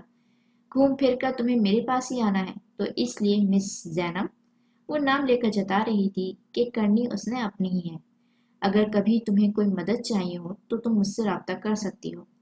شان بے نیازی سے آفر دی گئی۔ زینیا سے 2 سیڑھیاں نیچے تھی۔ اس نے یہ 2 منزلیں بھی طے کیں اور عین اس کے سامنے آ کر کھڑی ہوئی۔ 2 دراز قد لڑکیاں ایک دوسرے کے آمنے سامنے تھیں۔ میرا سوال اب بھی وہی ہے، کیا تم نے سب کی مسیحا بننے کی ٹھان رکھی ہے؟ شہزاد نے آنکھیں پٹپٹائیں۔ میں وائبس پہ یقین رکھتی ہوں اور تمہاری وائبس کہتی ہیں تمہیں شہزاد کی ضرورت ہے، مفت میں مدد نہیں کرتی میں ویسے۔ وہ ایک بار پھر گھوم کر آگے بڑھ گئی۔ میں 2 صورتوں میں مدد کرتی ہوں، پہلی کسی کو واقعی مدد کی ضرورت ہو، دوسری میرے بغیر زیور والی ناک اونچی رہے۔ خیر یہ رہا تمہارا کمرہ۔ اس نے ایک کمرے کی طرف اشارہ کیا۔ اوپری منزل پہ قطار میں کئی کمرے بنے تھے، بھوری لکڑی کے دروازے بند تھے۔ کیا تم میری روم میٹ ہو؟ زینیا نے ٹھہر کے پوچھا۔ شہزاد نے ایک ادا سے نفی میں سر ہلایا۔ شہزاد سیمسن ایک تحفہ ہے جو ہر کسی کو نہیں ملتا۔ وہ ایڑیوں کے بل گھوم کر ساتھ والے کمرے کا دروازہ کھولتی اندر چلی گئی۔ زینیا نے حیرت سے اسے دیکھا تھا۔ یہ کیا چیز تھی؟ اپنے کمرے کا دروازہ کھولتی زینیا اندر آئی تو اس نے کمرے کی جو حالت دیکھی وہ کم از کم اس پرفیکشنسٹ عورت کے لیے ناقابل معافی تھا۔ 2 سنگل بیڈ کمرے کے دونوں کونوں میں رکھے تھے جن کے اوپر دنیا جہاں کا گند پڑا تھا۔ ایک طرف بڑا سا اسپیکر رکھا تھا، کیسٹ، آڈیو سی ڈیز اور کئی قسم کے میوزک انسٹرومنٹ یہاں سے وہاں بکھرے پڑے تھے۔ شاید اس کی روم میٹ میوزک کی شوقین تھی۔ دیواروں پہ جا وجہ پوسٹرز لگے تھے جن میں کوئی لڑکی گٹار لیے کھڑی تھی تو کبھی مائک۔ شاید وہ اس کی روم میٹ ہی تھی۔ کمرے کا تفصیلی جائزہ لیتے اسی لمحے اس کا موبائل تھرتھرایا۔ کونی پہ ٹنگے بیگ سے فون نکال کر دیکھا، واٹس ایپ نوٹیفیکیشن تھا۔ پل آج کی 10 مس کالز لگی تھیں۔ اس نے بے اختیار ماتھے کو چھوا۔ خوش قسمتی سے وہ جس کمرے میں تھی اس کے ساتھ بالکنی کا دروازہ لگا کرتا تھا۔ لکڑی کا بھورا دروازہ پار کرتی وہ بالکنی میں چلی آئی۔ رات اتر آئی تھی۔ ہمسائے گھر کے منظر پہ لگی بتیاں اس وقت زینیا کے چہرے پہ پڑ رہی تھیں۔ زینیا نے فوراً واٹس ایپ پہ بلاج کی چیٹ کھولی، اس کو کال ملانے لگی۔ یہاں بیل رد کر دی گئی، دوسری بیل بج بج کے تھک گئی، تیسری بیل پہ فون اٹھا لیا گیا۔ ایک ہفتے کی دلہن کو جن الفاظ کی توقع تھی اس کے شوہر کے الفاظ اس کے بالکل برعکس تھے۔ فائنلی تمہیں یاد آ گیا کہ تمہارا ایک آدھا شوہر بھی ہے؟ اتنی بری یادداشت تو نہیں تھی تمہاری، وہ چبا چبا کے کہہ رہا تھا۔ ایک لمحے کو زینیا حکیم کا دل کیا تھا کہ کھری کھری سنا دے، لیکن وہ نہیں جانتی تھی کیوں اور کس لیے اس نے سچائی کی جگہ صفائی دینی چاہیے۔ ایسی کوئی بات نہیں ہے بلاج، میں ذرا مصروف تھی۔ وہ ایک پل کو رکی، الفاظ مجتمع کیے۔ راستے پہ شاید سگنلز بھی نہیں تھے۔ اس نے اضافہ کیا، کون سا راستہ؟ بلاج فوراً الرٹ ہوا۔ اسلام آباد کا راستہ، اور کون سا؟ خیر آپ یہ بتائیں، آپ ٹھیک ہیں؟ اس نے گردن پیچھے کرتے ہوئے آنکھیں بند کر لیں۔ وہ تھک چکی تھی۔ بلاج کئی لمحے خاموش رہا، یوں جیسے اس کے الفاظ پروسیس نہ کر پایا ہو۔ تم میری اجازت کے بغیر اسلام آباد گئی کیسے؟ جرت کیسے ہوئی تمہاری؟ ایک ایک لفظ پہ زور دیا گیا۔ آپ مجھ سے مشورہ کیے بغیر سعودی عرب کیسے چلے گئے؟ وہ کہنا یہی چاہتی تھی، لیکن عورت چاہے امیر ہو چاہے غریب، چاہے کیریئر وومن ہو چاہے ہاؤس وائف، شادی کے شروعاتی دنوں میں وہ باؤنڈریز نہیں بنیادیں بناتی ہے۔ اور بنیادیں کیسے بنتی ہیں؟ محنت سے، لگن سے، جل کر، سہ کر۔ مجھے پوچھنا چاہیے تھا، میں بھول گئی۔ اس نے ماتھے کو چھوا، لہجے کو بہت کوشش سے نارمل رکھا۔ اماں نے کہا تو عورت صبر کرتی ہے، اسے صبر کرنا تھا۔ بلاج مزید چند منٹ اس ہفتے میں زینیا کی تمام کوتاہیاں اسے یاد دلاتا رہا۔ چند میں اس کا شکوہ یہ تھا کہ زینیا اپنی ساس کے ساتھ زیادہ بولی کیوں نہیں؟ وہ شروع سے نہیں بولتی تھی؟ کیا شادی کے بعد اس کے اندر نئے سیر ڈلے ہیں؟ جب بلاج کی بہن نے زینیا کی جوتوں کی تعریف کی تو زینیا نے وہ جوتے اسے کیوں نہیں دے دیے؟ بلاج کی بہن نے دن میں اس کی 10 چیزوں کی تعریف کی تھی، کیا سب کچھ اتار کے دے دے؟ وہ مزید بولتا اور اس کی غلطیاں گنواتا رہتا اگر زینیا اسے ٹوکتی نہیں۔ بالاج، میں تھکی ہوئی ہوں، آپ مجھے مزید تھکا رہے ہیں۔ کیا آپ کی بیوی ایسا لہجہ ڈیزرو کرتی ہے؟ وہ زینیا حاکم تھی، اس کا لہجہ، اس کا اعتماد، وہ کسی بھی مرد کو اپنا بسم کر سکتی تھی۔ بالاج بھی تھم گیا۔ چند پل زینیا اسے سفر کا احوال سناتی رہی، وہ خاموشی سے سنتا رہا۔ مجھے اپنی پکچرز بھیجو، تمہیں دیکھنا چاہتا ہوں۔ وہ کافی دیر بعد بولا تو لہجہ دھیما اور خوبصورت تھا۔ زینیا نے گہری سانس لی اور کال کے دوران ہی چند تصاویریں اسے بھیج دیں۔ موبائل اسپیکر پہ ڈال دیا۔ بھیجی گئی تصاویروں پہ نیلا ٹک لگا تھا، ساتھ ڈھیر سارے توصیفی کلمات۔ وہ مسکرائی تھی، دھیرے سے، نرمی سے۔ ساری تھکن اترنے لگی۔ شوہر کے کہے گئے چند توصیفی کلمات عورت کا موڈ اور زندگی دونوں بدل سکتے ہیں۔ چند مزید باتوں کے بعد اس نے کال کاٹ دی تھی۔ اسی لمحے زینیا نے مڑ کر دیکھا، دروازے کی چوکھٹ پہ وہ کھڑی تھی، بازو سینے پہ باندھے، تیز نظروں سے زینیا کو دیکھا۔ اگر بوائے فرینڈ ہے تو اوقات میں رکھو، اور اگر شوہر ہے تو باؤنڈریز بناؤ۔ زینیا نے سنجیدگی سے اسے دیکھا۔ اور بنیادوں کا کیا؟ صد شکر کہ اس نے برا نہیں مانا۔ بنیادیں بھی وہیں بنتی ہیں جہاں باؤنڈریز ہوں۔ ایکسپلینیشن؟ سینے پہ بازو باندھے ایک لفظ بول کر زینیا نے اسے بولنے پہ اکسایا۔ وہ تیار تھی، ہاتھ اٹھا اٹھا کر بولتی وہ آگے آئی۔ دیکھو ہم نے ایک پلاٹ خریدا ہے، وہ کیا ہوئی ہماری باؤنڈریز۔ اب ہم گھر کی بنیادیں بھی اسی باؤنڈریز میں ڈالیں گے، یا پھر پاس والے کسی پلاٹ پہ قبضہ کر لیں گے۔ اسی لیے بنیادیں وہیں بنتی ہیں جہاں باؤنڈریز ہو۔ وہ بڑی بڑی باتیں نہیں کہتی تھی، لیکن اس کے الفاظ کے پیچھے ایک لمبا پیغام ضرور ہوتا تھا۔ ویسے میں نے اس سے زیادہ چیپ وضاحت کبھی نہیں سنی۔ زینیا نے نزاکت سے کندھے اچکائے۔ کسی کی برتری قبول کرنا اس نے سیکھا ہی نہیں تھا۔ ایک انٹیریئر ڈیزائنر اپنی بات اس سے بہتر نہیں سمجھا سکتا۔ اس نے بھی کندھوں سے بوجھ جھاڑا۔ میں نے تم سے مشورہ نہیں مانگا تھا ویسے، الماری کی طرف بڑھتی زینیا نے لاپرواہی سے کہا۔ شہزاد سانس لیتی ہے تو آئیڈیا چھڑک کر گرتے ہیں، لے لو یا چھوڑ دو۔ اسے گویا فرق ہی نہ پڑا۔ اور ہاں نیچے آ جاؤ، کھانا لگ گیا ہے، وہ کہہ کر جانے لگی جب الماری کے پٹ وا کیے کھڑی زینیا نے اسے پکارا۔ گلے میں گلٹی سی ابھر کر معدوم ہوئی، تاثرات عجیب ہونے لگے۔ اور اگر باؤنڈریز کام نہ کریں اور اگر سب بیکار چلا جائے تو؟ شہزاد تھم گئی۔ دروازے کے ہینڈل پہ اس کا ہاتھ کی روئی سست ہو گئی۔ اگر باؤنڈریز کام نہ کریں، اگر تعلق اس کے بعد بھی گرو نہ کرے، تب بھی باؤنڈریز تمہیں پچھتاوے سے بچا لیں گی۔ تب صرف تعلق ٹوٹنے کا غم رہے گا۔ کاش اس وقت ہم یہ کر لیتے، کاش یہاں یہ بولا ہوتا۔ یہ غم آپ کے ساتھ نہیں رہتا۔ تعلق میں کوشش اہمیت رکھتی ہے، نتائج نہیں۔ وہ مڑے بغیر چلی گئی تھی اور زینیا حاکم کے پاس تمام سوالوں کے جواب آ چکے تھے، لیکن پہلی ملاقات میں اتنی زیادہ بات؟ زینیا کے اندر کے گمنام عورت نے سختی سے اسے ڈپٹا تھا۔ اب یہ سامنے آئی تو بات نہیں کرنی، ہاں یہی ٹھیک ہے۔ اگلی صبح آسمان پہ سرمئی بادلوں کی ٹولیاں تھیں۔ اسلام آباد میں اکتوبر داخل ہو چکا تھا۔ نم حفظدہ ہواؤں کو الوداع اور جسم کو بھاتی پرسکون ٹھنڈی فضا کو خوش آمدید۔ زینیا اپنے کمرے میں آئینے کے سامنے کھڑی تیار ہو رہی تھی۔ اس کے عقب میں 2 سنگل پلنگ تھے، گہری جامنی رنگ کا سادہ اور کم کام والا لگا پہنے بالوں کی چٹیاں بنا لی۔ فیروزے کی لونگ کی جگہ آج کسی اور زیور نے لے لی تھی۔ صبح صادق سے اس وقت صبح کے 9 بجے تک وہ اپنے تمام کام کر چکی تھی۔ ناشتہ، اپنی الماری سیٹ، قریب ہی موجود تمام امارات کا جائزہ، اور سب سے اہم اس گھر کے جائے فرار کوئی نہ کوئی چور راستہ جو کہ اسے کچن میں ملا تھا۔ یہ کوئی پراپر کچن نہیں تھا، بنگلے کی اب کی لمبی سی گیلری میں نفاست اور کم جگہ میں سیٹ کی گئی ایک جگہ تھی جہاں زیادہ سامان، لوگ اور کھانا جمع ہو سکتا تھا، اور خوش قسمتی سے شیف ایک مرد تھا جس کے آنے جانے کے لیے گھر کے اب کی حصے میں ایک دروازہ تھا، ایک چور دروازہ۔ اس کی روم میٹ اس وقت خواب خرگوش کے مزے لے رہی تھی۔ عجیب لڑکی تھی، بس سونے کے لیے واپس آئی تھی۔ زینیا نے شائستگی کا مظاہرہ کرتے ہوئے بغیر لائٹ جلائے موبائل کی روشنی میں ہی سارا کام کیے تھے۔ سیڑھیوں سے اتر کر وہ نیچے آئی تو آنٹی اسے کہیں نظر نہ آئی۔ لون سے باتوں کی آوازیں آ رہی تھیں۔ زینیا بھی اسی طرف چلی آئی اور یہاں سے اسے دیکھنے کو ملا تھا وہ منظر جس کی اسے توقع نہیں تھی۔ مہدی گمبھیر لانچ کے صوفے پہ بیٹھا تھا، ہاتھ میں چائے کا کپ تھا اور وہ بڑی ہی سنجیدگی سے آنٹی کی باتیں سن رہا تھا۔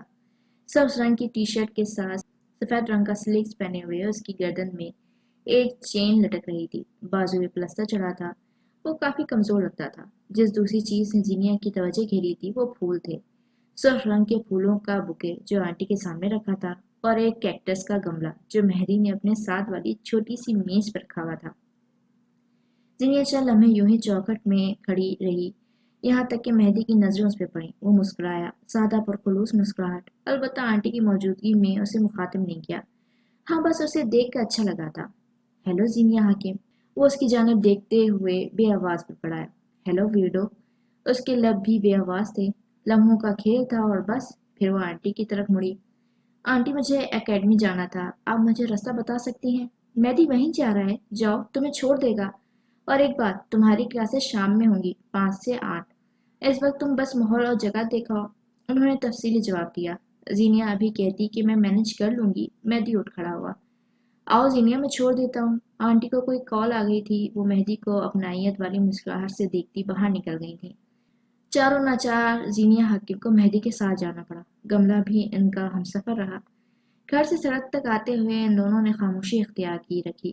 اپنی گاڑی کے قریب جاتے مہدی نے رک کر گملہ اس کی جانب بڑھایا۔ تم جیسے کانٹے کے لیے ایک کانٹا، ویلکم ٹو اسلام آباد۔ گیلی سڑک، اطراف کے گھروں سے جھانکتے درختوں کے سامنے مہدی نے اسے ایک گفٹ دینا چاہا۔ کاش آپ کا تعقب کار آپ کو مار دیتا اور میری جان چھوٹ جاتی، وہ کوف سے بڑبڑائی۔ میں یوں کسی سے گفٹ نہیں لیتی، اور گفٹ میں کانٹے تو ہرگز نہیں۔ اس نے گویا جھرجھری لی۔ پھول لاتا تو تم کہتی آپ کب بڑے ہوں گے مسٹر گمبھیر؟ میں زینیا حکیم ہوں، مجھے تو کانٹے پسند ہیں۔ وہ ہو اس کے انداز میں بولا تو زینیا کا دل کیا اسے مارگلا کے پہاڑ سے نیچے پھینک دے۔ وہ ضبط کیے کشادہ سڑک پہ چلتی رہی۔ کاش وہ آپ کو واقعی مار دیتا، اور اس نے گویا یہی جواب رٹ رکھا تھا۔ مہدی مسکراتے ہوئے اپنی گاڑی کی طرف آیا۔ آؤ میں تمہیں تمہاری منزل پہ چھوڑاؤں۔ وہ گاڑی کا دروازہ کھولے کھڑا تھا، گملہ اب کے گاڑی کے اوپر رکھ دیا تھا۔ بیچارے کے پاس کام کرنے کو اب ایک ہی ہاتھ جو تھا۔ میں زینیا حکیم ہوں، چلتے پھرتے کسی کی گاڑی میں نہیں بیٹھ جاتی۔ مہدی نے گہری سانس بھر کر گاڑی کا دروازہ بند کیا، اپنا پودا واپس اٹھا لیا۔ تم گاڑی میں نہیں بیٹھ سکتی، لیکن میں تمہارے ساتھ پیدل چل سکتا ہوں۔ آؤ، ویسے بھی اکیڈمی دور نہیں ہے۔ اس نے زینیا کے ساتھ قدم بڑھائے، گملہ اب بھی ہاتھ میں تھا۔ وہ دونوں لمبی گلی سے نکل رہے تھے، آگے مین روڈ آتا تھا۔ اچھا یہ بتاؤ، اسلام آباد کیسا لگا؟ بہت خاموش، 2 لفظی جواب۔ تم میرے شہر کے بارے میں صرف 2 لفظ کہہ رہی ہو؟ یہ شہر ڈیزرو کرتا ہے کہ اس کی شان میں کتابیں لکھی جائیں۔ لو جی، ہو گئی اسلام آباد کی محبت ہٹ۔ زینیا اطراف میں دیکھتی چلتی رہی، دماغ اب بھی الجھا ہوا تھا۔ کم از کم میں نے 2 لفظ تو کہے، آپ نے تو میرے شہر کے لیے کچھ نہیں کہا۔ وہ سادہ لہجے میں بولی۔ مجھے تمہارے شہر کا سن سیٹ بہت پسند ہے، مہدی نے تبصرہ کیا۔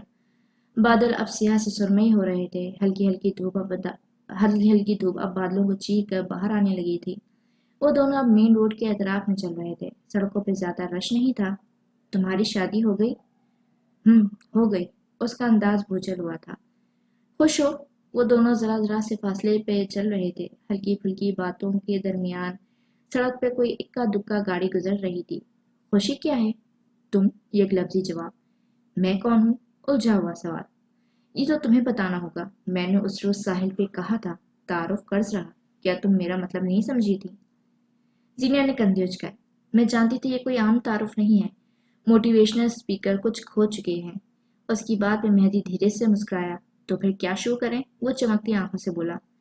میں نے آپ سے کہا تھا آپ کے ساتھ کوئی پرابلم ہے، مجھے سمجھنے دیں۔ پھر کیا خیال ہے شروع کریں؟ اب کہ مہدی زور سے ہنسا تھا۔ زینیا بھی سر جھکا کر مسکرائی۔ ظاہر ہے راز دو گے تو راز دیے جائیں گے۔ 5 منٹ میں ہی وہ دونوں اکیڈمی آ گئے تھے۔ مہدی نے گملہ ایک بار پھر اس کی جانب بڑھایا۔ ایک کانٹے کے لیے دوسرا کانٹا قبول کریں میڈم۔ زینیا نے اس کے ہاتھ سے گملہ لے لیا۔ میں تحفے نہیں لیتی مسٹر کمبی، یہ صرف اس لیے رکھ رہی ہوں کیونکہ یہ تمہارا ہمشکل ہے۔ مہدی نے غیر سنجیدگی سے جملہ مکمل کیا۔ زینیا البتہ سنجیدہ رہی۔ کیونکہ آپ کا بازو زخمی ہے، اگلی بار آئیں گے تو واپس کر دوں گی۔ اس نے جملہ مکمل کیا۔ مہدی سر کو ہلکی سی جنبش دیتا اس کے ساتھ آگے بڑھنے لگا۔ جب زینیا کی آواز پہ رک کیا۔ آپ میرے ساتھ اندر نہیں جائیں گے۔ میں پہلے ہی دن خود کو موضوع گفتگو نہیں بنانا چاہتی۔ آئندہ بھی آپ میرے ساتھ یا میرے آس پاس نہیں رہیں گے، اوکے؟ وہ سنجیدہ تھی، حد سے زیادہ سنجیدہ۔ غیر شہر کا پانی بھی غیر تھا، یہ تو پھر ایک مرد تھا۔ مہدی بغیر برا مانے الٹے قدم پیچھے ہٹ گیا۔ کم از کم وہ نا کو انا نہیں سمجھتا تھا۔ وہ بس اسے نئی نئی نظروں سے دیکھتا رہا۔ سیاہ بڑے سے گیٹ کو پار کرتے ہوئے زینیا اندر گئی، پھر رکی۔ آئندہ آنٹی کے گھر بھی بہت کم چکر لگائیے گا۔ آج وہ اتفاق سمجھ رہی ہیں، کل وہ مجھے مشکوک سمجھیں گی، اور میں اپنی شادی شدہ زندگی میں یہ افورڈ نہیں کر سکتی۔ بے فکر رہو زینیا حاکم، میں اگر تمہارے ساتھ پیدل چل سکتا ہوں تو تمہاری خاطر کہیں سے بھی اپنے قدم روک سکتا ہوں۔ اس شہر میں اپنے قیام کے دوران یہ بات یاد رکھنا کہ مہدی کمبیر کی وجہ سے کبھی کوئی تم پہ بات نہیں کرے گا۔ وہ رکا، سنجیدہ سبز آنکھوں نے سنہری آنکھوں کو دیکھا۔ وہ چند منٹ کے دوران 3 دفعہ حدود قائم کر چکی تھی۔ یقیناً وہ بس پریکٹس کر رہی تھی، عمل کہیں اور کرنا تھا۔ تعارف قرض رہا، جتا کر وہ کہتے ہوئے پلٹ گیا۔ زینیا بھی اندر کی اور بڑھ گئی۔ آخر یہ تعارف کب ہونا تھا؟ چچا چاہتے ہیں کہ وہ مجھے اپنی پسند کے لڑکے سے باندھ دے۔ ان کو قبول کرنا چاہیے کہ اب وہ ایک معذور مرد ہے اور میں ٹانگوں پہ کھڑی لڑکی۔ ان کا مستقبل ویل چیئر ہے اور میرا مستقبل ریس۔ کیوں وہ میرے پیروں میں زنجیر باندھ رہے ہیں؟ کیوں وہ قبول نہیں کر لیتے کہ میں اپنی مرضی سے شادی کروں گی، اپنی مرضی کے گھر میں رہوں گی؟ کیوں کیس؟ کیوں؟ مقصود کمبیر لون کی گھاس پہ سجی کرسیوں پہ بیٹھے تھے۔ ان کے سامنے سیاہ کرتا شلوار میں ملبوس انیسا بیٹھی تھی، ان کی آنکھوں میں دیکھنے سے کتراتی ہوئی، بار بار انگلیوں کو موڑتی ہوئی۔ مقصود غور سے اسے دیکھ رہے تھے، یک ٹک خاموش۔ کافی دیر کے بعد انہوں نے بولنا شروع کیا۔ سنا ہے تم نے مہدی کے لیے انکار کر دیا ہے؟ انیسا نے ڈھیر سارا تھوک نکلا۔ تصدیق کریں چچا، میں نے نہیں، اس نے میرے لیے انکار کیا ہے، میری بےعزتی کی ہے۔ آنکھوں میں آئے نادیدہ آنسو پوچھے گئے۔ یعنی اپنی اسٹڈی میں بلوا کر اس کے گلڈز، ماضی اور اس کے باپ کی غلطیوں کے ہر جانے کے طور پر اس سے انکار کروانا واقعی انکار ہوا؟ انیسا نے چونک کر انہیں دیکھا۔ یعنی وہ اتنے بے خبر نہیں تھے۔ کئی لمحے وہ کچھ نہیں کہہ سکی۔ میں نہیں جانتی آپ کو کس نے کیا کہا ہے، لیکن وہ شخص مجھ سے شادی کرنے سے انکار کر چکا ہے۔ اب اگر اس کا انکار اقرار میں بدلا تب بھی میں اس سے شادی نہیں کروں گی، وہ حتمی لہجے میں بولی۔ مقصود اب تک سرد نگاہوں سے اسے دیکھ رہے تھے۔ اس نے انکار کیا ہے، اب وہی اقرار بھی کرے گا۔ اور تم کیا چاہتی ہو؟ اس کی اس گھر میں کسی ایک کو بھی پرواہ نہیں ہے۔ شادی تمہاری وہیں ہوگی جہاں میں چاہوں گا۔ انیسا نے بھری بھری آنکھوں سے انہیں دیکھا اور کرسی سے اٹھ کھڑی ہوئی۔ آپ میرے باپ نہیں ہیں چچا، میرے لیے فیصلے لینے والا زندہ ہے۔ اس کا فیصلہ سناؤ، پھر تمہیں میرا فیصلہ ہی مناسب لگے گا۔ سازش کی بو ہر طرف پھیل رہی تھی۔ انیسا کو اپنا دم گھٹتا محسوس ہوا۔ اگلے چند پلوں میں وہ راہداریوں میں بھاگتی ہوئی اپنے باپ کے کمرے کی طرف جا رہی تھی۔ چہرہ آنسوؤں سے تر تھا، دل کو کوئی زور سے جکڑ رہا تھا۔ بختیار کے کمرے کا دروازہ کھولتے ہوئے اس کے ہاتھ ذرا سے کانپ گئے، بس کوئی سازش نہ ہو۔ وہ اپنے بیڈ پہ نیم دراز آنکھوں پہ نظر کا تشمہ لگائے ہوئے تھے، ہاتھ میں کوئی کتاب تھی۔ انیسا کو دیکھ کر کتاب سینے پہ رکھ دی، وہ چھوٹے چھوٹے قدم لیتی ان کے قریب چلی آئی، بیڈ کی پالٹی پہ بیٹھ کر اپنے باپ کا ہاتھ تھام لیا۔ ابا، پیٹر کل آنا چاہتا ہے، اس نے اسلام قبول کر لینے کی حامی میں بھری ہے۔ وہ رکی، سنجیدہ نظروں سے اپنی طرف دیکھتے مقصود کو دیکھا۔ وہ بہت اچھا ہے ابا، بہت زیادہ، مہدی اس کے مقابلے میں کچھ بھی نہیں ہے۔ اور کیس؟ 2 لفظی استفسار پہ انیسا کو اپنی دنیا برف ہوتی محسوس ہوئی۔ मेहदी से तुम्हारा पीछा मैंने छुड़वा दिया है ना, अब तुम्हारे लिए बेस्ट चुनना है। उम्मीद है तुम्हें मेरा फैसला पसंद आएगा। एनिसा कई लम्हे के लिए सांस तक नहीं ले सकी। वो बेयकीनी से अपने अब्बा को देख रही थी। निगाहें शाकी थी, दिल जख्मी। वो पलक तक ना झपक सकी। अब्बा, आप मेरे साथ ऐसा कैसे कर सकते हैं? उसकी आंखों से चंद आंसू टूट कर गिरे। वो तहे-दमान थी। मेहदी तो अब हरगिज उसे आंख उठाकर देखने वाला नहीं था। और कैस? वो देखता था तो जान निकल जाती थी। वो कहाँ फंस गई थी? तुम्हारे साथ कोई जुल्म नहीं हुआ एनिसा। मैं तुम्हारा बाप हूँ। तुम्हें मेहदी के साथ नहीं रहना था। मैंने मान लिया। अब तुम क्योंकि मुझे पीटर के साथ रहना था अब्बा। वो बुलंद आवाज में उन्हें टोक गई। आंसू तवातर से बह रहे थे। मैं तुम्हारा बाप हूँ, तुम्हें बेस्ट दूंगा। सर्द आंखों और शफाफ लहजे में कहे हुए चंद अल्फाज अनीसा को याद दहानी करवा गए कि अब चीजें उसके हाथ से रेत की माने फिसल चुकी हैं। मोहब्बत से दिए चंद दिलासे औरत की जिंदगी यूं ही बर्बाद कर देते हैं। गवाता के गवर्नमेंट कॉलेज में आधी छुट्टी की बेल बज चुकी थी। कुछ लड़कियां कैंटीन में बैठी चाट और समोसों के साथ इंसाफ कर रही थीं और कुछ उस वक्त भी किताबों पे झुकी थी। गूंज हाके अपनी क्लास में थी। सफेद वर्दी के साथ गुलाबी दुपट्टा पहने उसके पैरों में सफेद स्नीकर्स थे। बालों की चुटिया बना रखी थी। धुला धुलाया चेहरा बेजार था। रंगत कुमलाई हुई थी। आज उसकी दोस्त नहीं आई थी। और जिस दिन क्लास में आपके दोस्त ना आई हो उस दिन क्लास क्लास कम मातमगाह ज्यादा लगती थी। वो बेजारी से चेहरा यहाँ से वहाँ घुमा रही थी। तब उसके साथ वाले डेस्क पे फरिया आकर बैठी। आज उसकी भी कजन नहीं आई थी। उसके साथ एक और लड़की भी साथ बैठी, सोनिया बशी। गूंज पर तकल्लुफ से मुस्कुराई। हम तुमसे माफी मांगने आए हैं गूंज। उसने आते ही बात का आगाज किया। फरहीन तुम्हारी वजह से मुझसे नाराज हो गई है। वो कहती है मैं जब तक तुम्हें नहीं मना लेती वो भी मुझसे बात नहीं करेगी। क्या तुम अब भी मुझे माफ नहीं करोगी? वो ऐसे अंदाज में कह रही थी कि गूंज से कोई बात ही ना बन पड़ी। वो उन लोगों में से थी जो फौरन माफ कर देते हैं, हर ज्यादती, हर तजलील। देखो गूंज, अब बस बात खत्म भी करो। सोनिया ने भी अपना हिस्सा डाला। फरिया और फरहीन दिल की बुरी नहीं है। उस दिन जब तुमने केमिस्ट्री का प्रैक्टिकल नहीं किया था, तुम्हारी दोस्तों ने भी जब तुम्हारा साथ छोड़ा, तब यही दोनों तुम्हारे साथ खड़ी थी। क्या एक छोटी सी बात पे तुम इन दोनों को माफ नहीं कर सकती? माफी मांगने और माफ करने में फर्क होता है। काश कोई नहीं बताए। मैंने माफ किया, कोई बात नहीं। वो खुशusलूबी से बोली तो फरिया और सोनिया भी ममूनियत से उसे देखने लगी। उसी लम्हे फरिया ने अपना मोबाइल निकाला और सेल्फी के लिए पोज बनाया। पोस्ट करो गूंज, ये तस्वीर मैं फरहीन को भेजूंगी। वो जिस घराने से थी वहां यूं अपनी तस्वीरें दोस्तों के साथ बांटने का रिवाज नहीं था। लेकिन अभी तक गूंज हाकिम को ये नहीं मालूम था कि ना बोल देने से सांस की डोर नहीं टूट जाती। चारों न चाह उसे फीकी सी मुस्कुराहट के साथ कैमरे में देखना पड़ा। चंद एक तस्वीरें लेकर इन दोनों ने ग्रुप में भेज दी और अब के वो एक बार फिर गूंज की तरफ मुतवज्जे थे। बोर हो रही हो ना? फरिया अपनाइए से पूछ रही थी। मैं भी बहुत बोर हो रही थी, सोचा तुम्हारे साथ ही बैठ जाऊं। बाकी क्लास का तो पता है तुम्हें, बिल्कुल भी हमारे स्टैंडर्ड से मैच नहीं करती। उसने हाथ चलाया। गूंज को बुरा लगा था। यूं क्लास की लड़कियों के बारे में गॉसिप करना कम अज कम वो ऐसी नहीं थी। लेकिन वो उसे चुप भी नहीं करवा सकी। बस सर इस बात में हिला दिया। वैसे गूंज, तुम फारिग वक्त में क्या करती हो? सोनिया के सवाल पे उसने कंधे उचकाए। मैं यूट्यूब वगैरह देख लेती हूँ या फिर शायरी लिखती हूँ, पढ़ती हूँ। तुम क्या करती हो? सोनिया और फरिया ने एक नज़र एक दूसरे को देखा और फिर आगे घूमी। हम दुनिया का सबसे हसीन काम करते हैं। वो दोनों हाथ पे हाथ मारकर हंस पड़ी। गूंज हाकिम नासमझी से उन्हें देखी गई। और वो कौन सा काम है? उसके चेहरे पे नासमझी थी। फरिया और सोनिया ने एक दूसरे को देखा, फिर राजदारी से आगे को हुई। हम दोनों फेसबुक पे लड़कों से बातें करते हैं। गूंज हॉल का पीछे हुई जब सोनिया ने उसे कंधे से पकड़कर करीब किया। वो लड़के हमसे अच्छी अच्छी बातें करते हैं, हमें गिफ्ट्स लाकर देते हैं, हमारी तारीफें करते हैं और सबसे बढ़कर इन पे हमारा हुक्म चलता है। वो हमारी सुनते हैं, हमारी आंखों से देखते हैं। तुम ज्वाइन करना चाहती हो? हरगिज नहीं, वो अटल अंदाज में बोली। गैर मत कभी भी अच्छा नहीं बन सकता। उसकी बातें अच्छी हो ना हो, फरेब जरूर होंगी। प्लीज मुझसे ऐसी बात मत किया करो। या अल्लाह, तुम लोग ऐसे कैसे कर सकती हो? गूंज को उनसे खौफ आया। ओहो गूंज, तुम आज भी उसी दौर में रहती हो। ग्रो अप हानी। आजकल कौन सा गुनाह है जो नहीं हो रहा? तुम जिस वैन वाले के साथ आती हो, बात करती हो, वो भी तो गुनाह है। तुम एकेडमी में लड़कों के साथ पढ़ती हो, वो भी तुम्हें देखते हैं, ये भी गुनाह है। और वैसे भी इस्लाम इतना सख्त नहीं है जितना हम बना लेते हैं।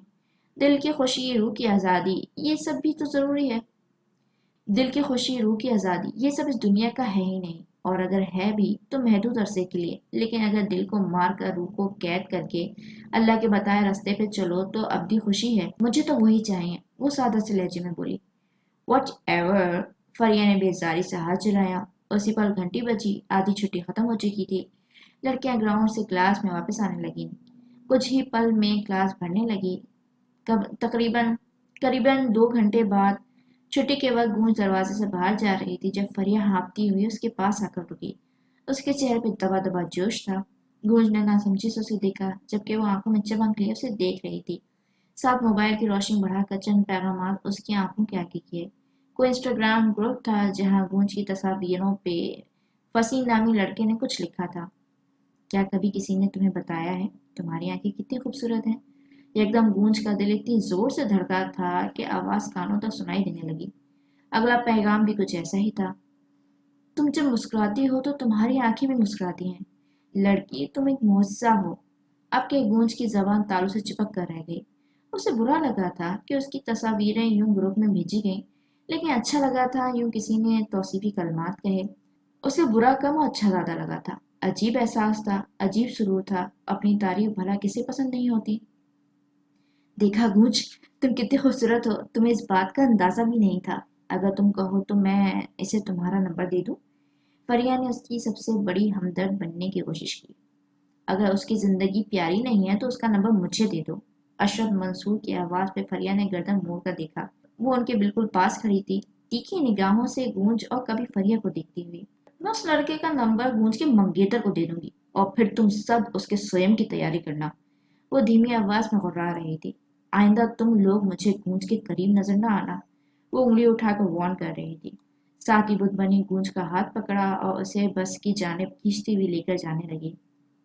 ہر بار تمہیں فیور دینے کے لیے میں نہیں آؤں گی۔ اپنے لیے کھڑے ہونا سیکھو، اور خبردار جو تم نے ان لڑکوں سے راہ رسم بڑھانے کی کوشش کی، نہ وہ دوست تھی نہ ساتھی، لیکن وقت پڑنے پہ وہ دونوں بن جایا کرتی تھی۔ گونج گمسم سی اس کے ساتھ کھینچتی چلی گئی۔ وہ حال میں نہیں لگتی تھی، اسے ماضی کا غم بھول رہا تھا۔ ذہن میں اب بھی ایک ہی سطر گونج رہی تھی۔ کیا تمہیں کبھی کسی نے بتایا ہے تمہاری آنکھیں کتنی خوبصورت ہیں؟ رات اسلام آباد کے سر پہ سوار ہوئی تو دفاتر بند ہونے لگے۔ فوڈ پوائنٹس اور کافیز کا رش بڑھنے لگا۔ سارے دن کی تھکن ایک کافی اتار سکتی تھی۔ آفس کے بدمزہ کھانے کی کڑواہٹ اسٹریٹ فوڈز ہی ختم کر سکتے تھے۔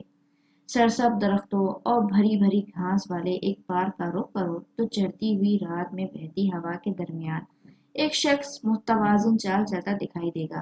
اس کے ہاتھ میں سفید پھولوں کا بوکے تھا اور ایک ہاتھ میں گفٹ پیکٹ۔ تھوڑی دور پارک میں چلنے کے بعد وہ ایک سنگھی بینچ پہ آ بیٹھے، بال قلموں سے سفید، کندھے ڈھیلے چھوڑے بختیار کمبی کسی کا انتظار کر رہے تھے۔ اگلے چند لمحوں میں وہ شخص آتا دکھائی دیا جس کا انتظار تھا۔ بختیار نم آنکھوں سے اسے اپنے قریب آتے دیکھ رہے تھے۔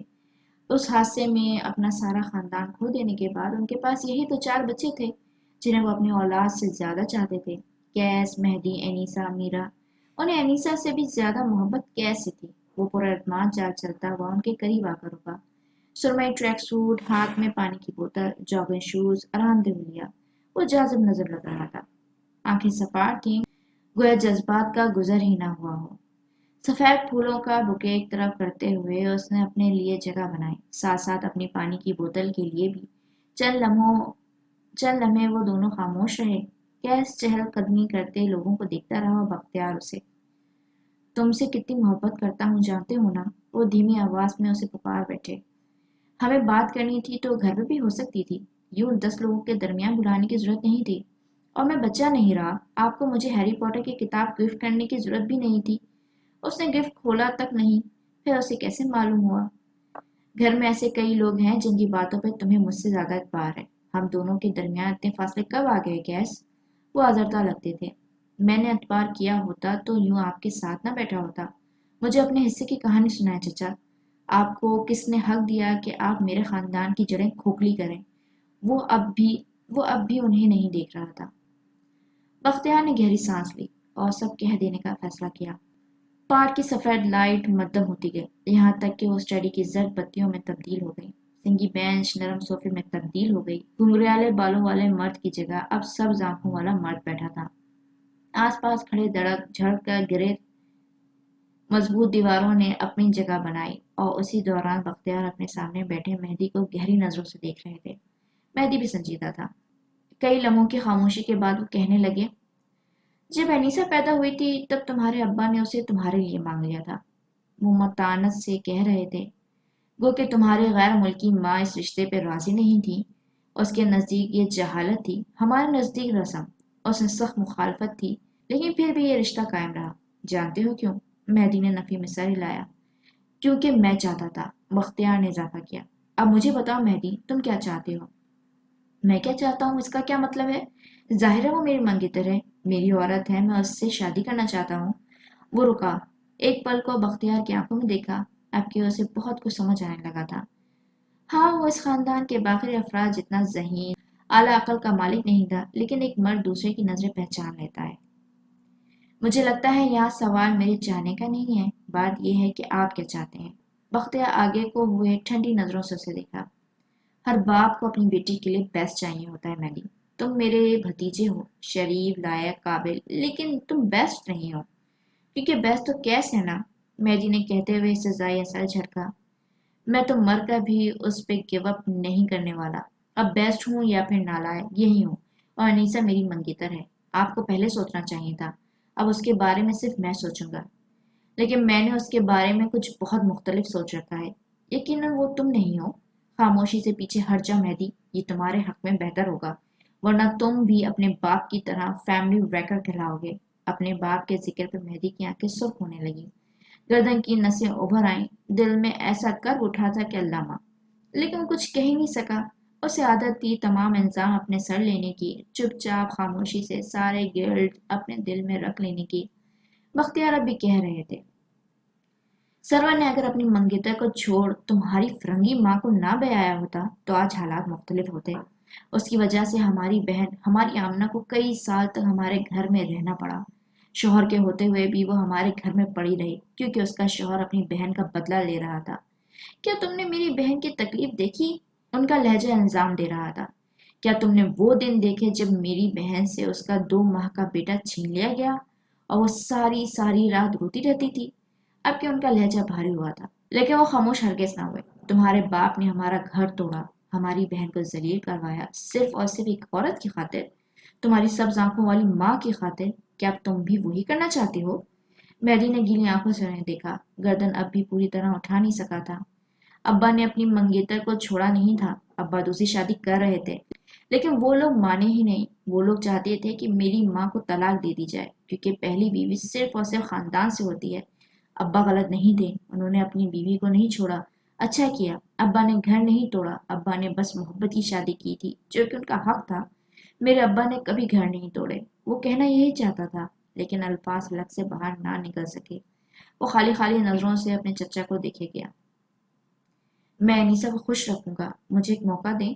وہ بس یہی الفاظ گھر سیکھ سکا۔ اور اگر میں تمہارے ساتھ خوش نہ رہنا چاہوں تو؟ اپنے کب سے آتی آواز پہ مہدی تھم گیا، اسے بے اختیار ہوا میں آکسیجن کی کمی محسوس ہوئی۔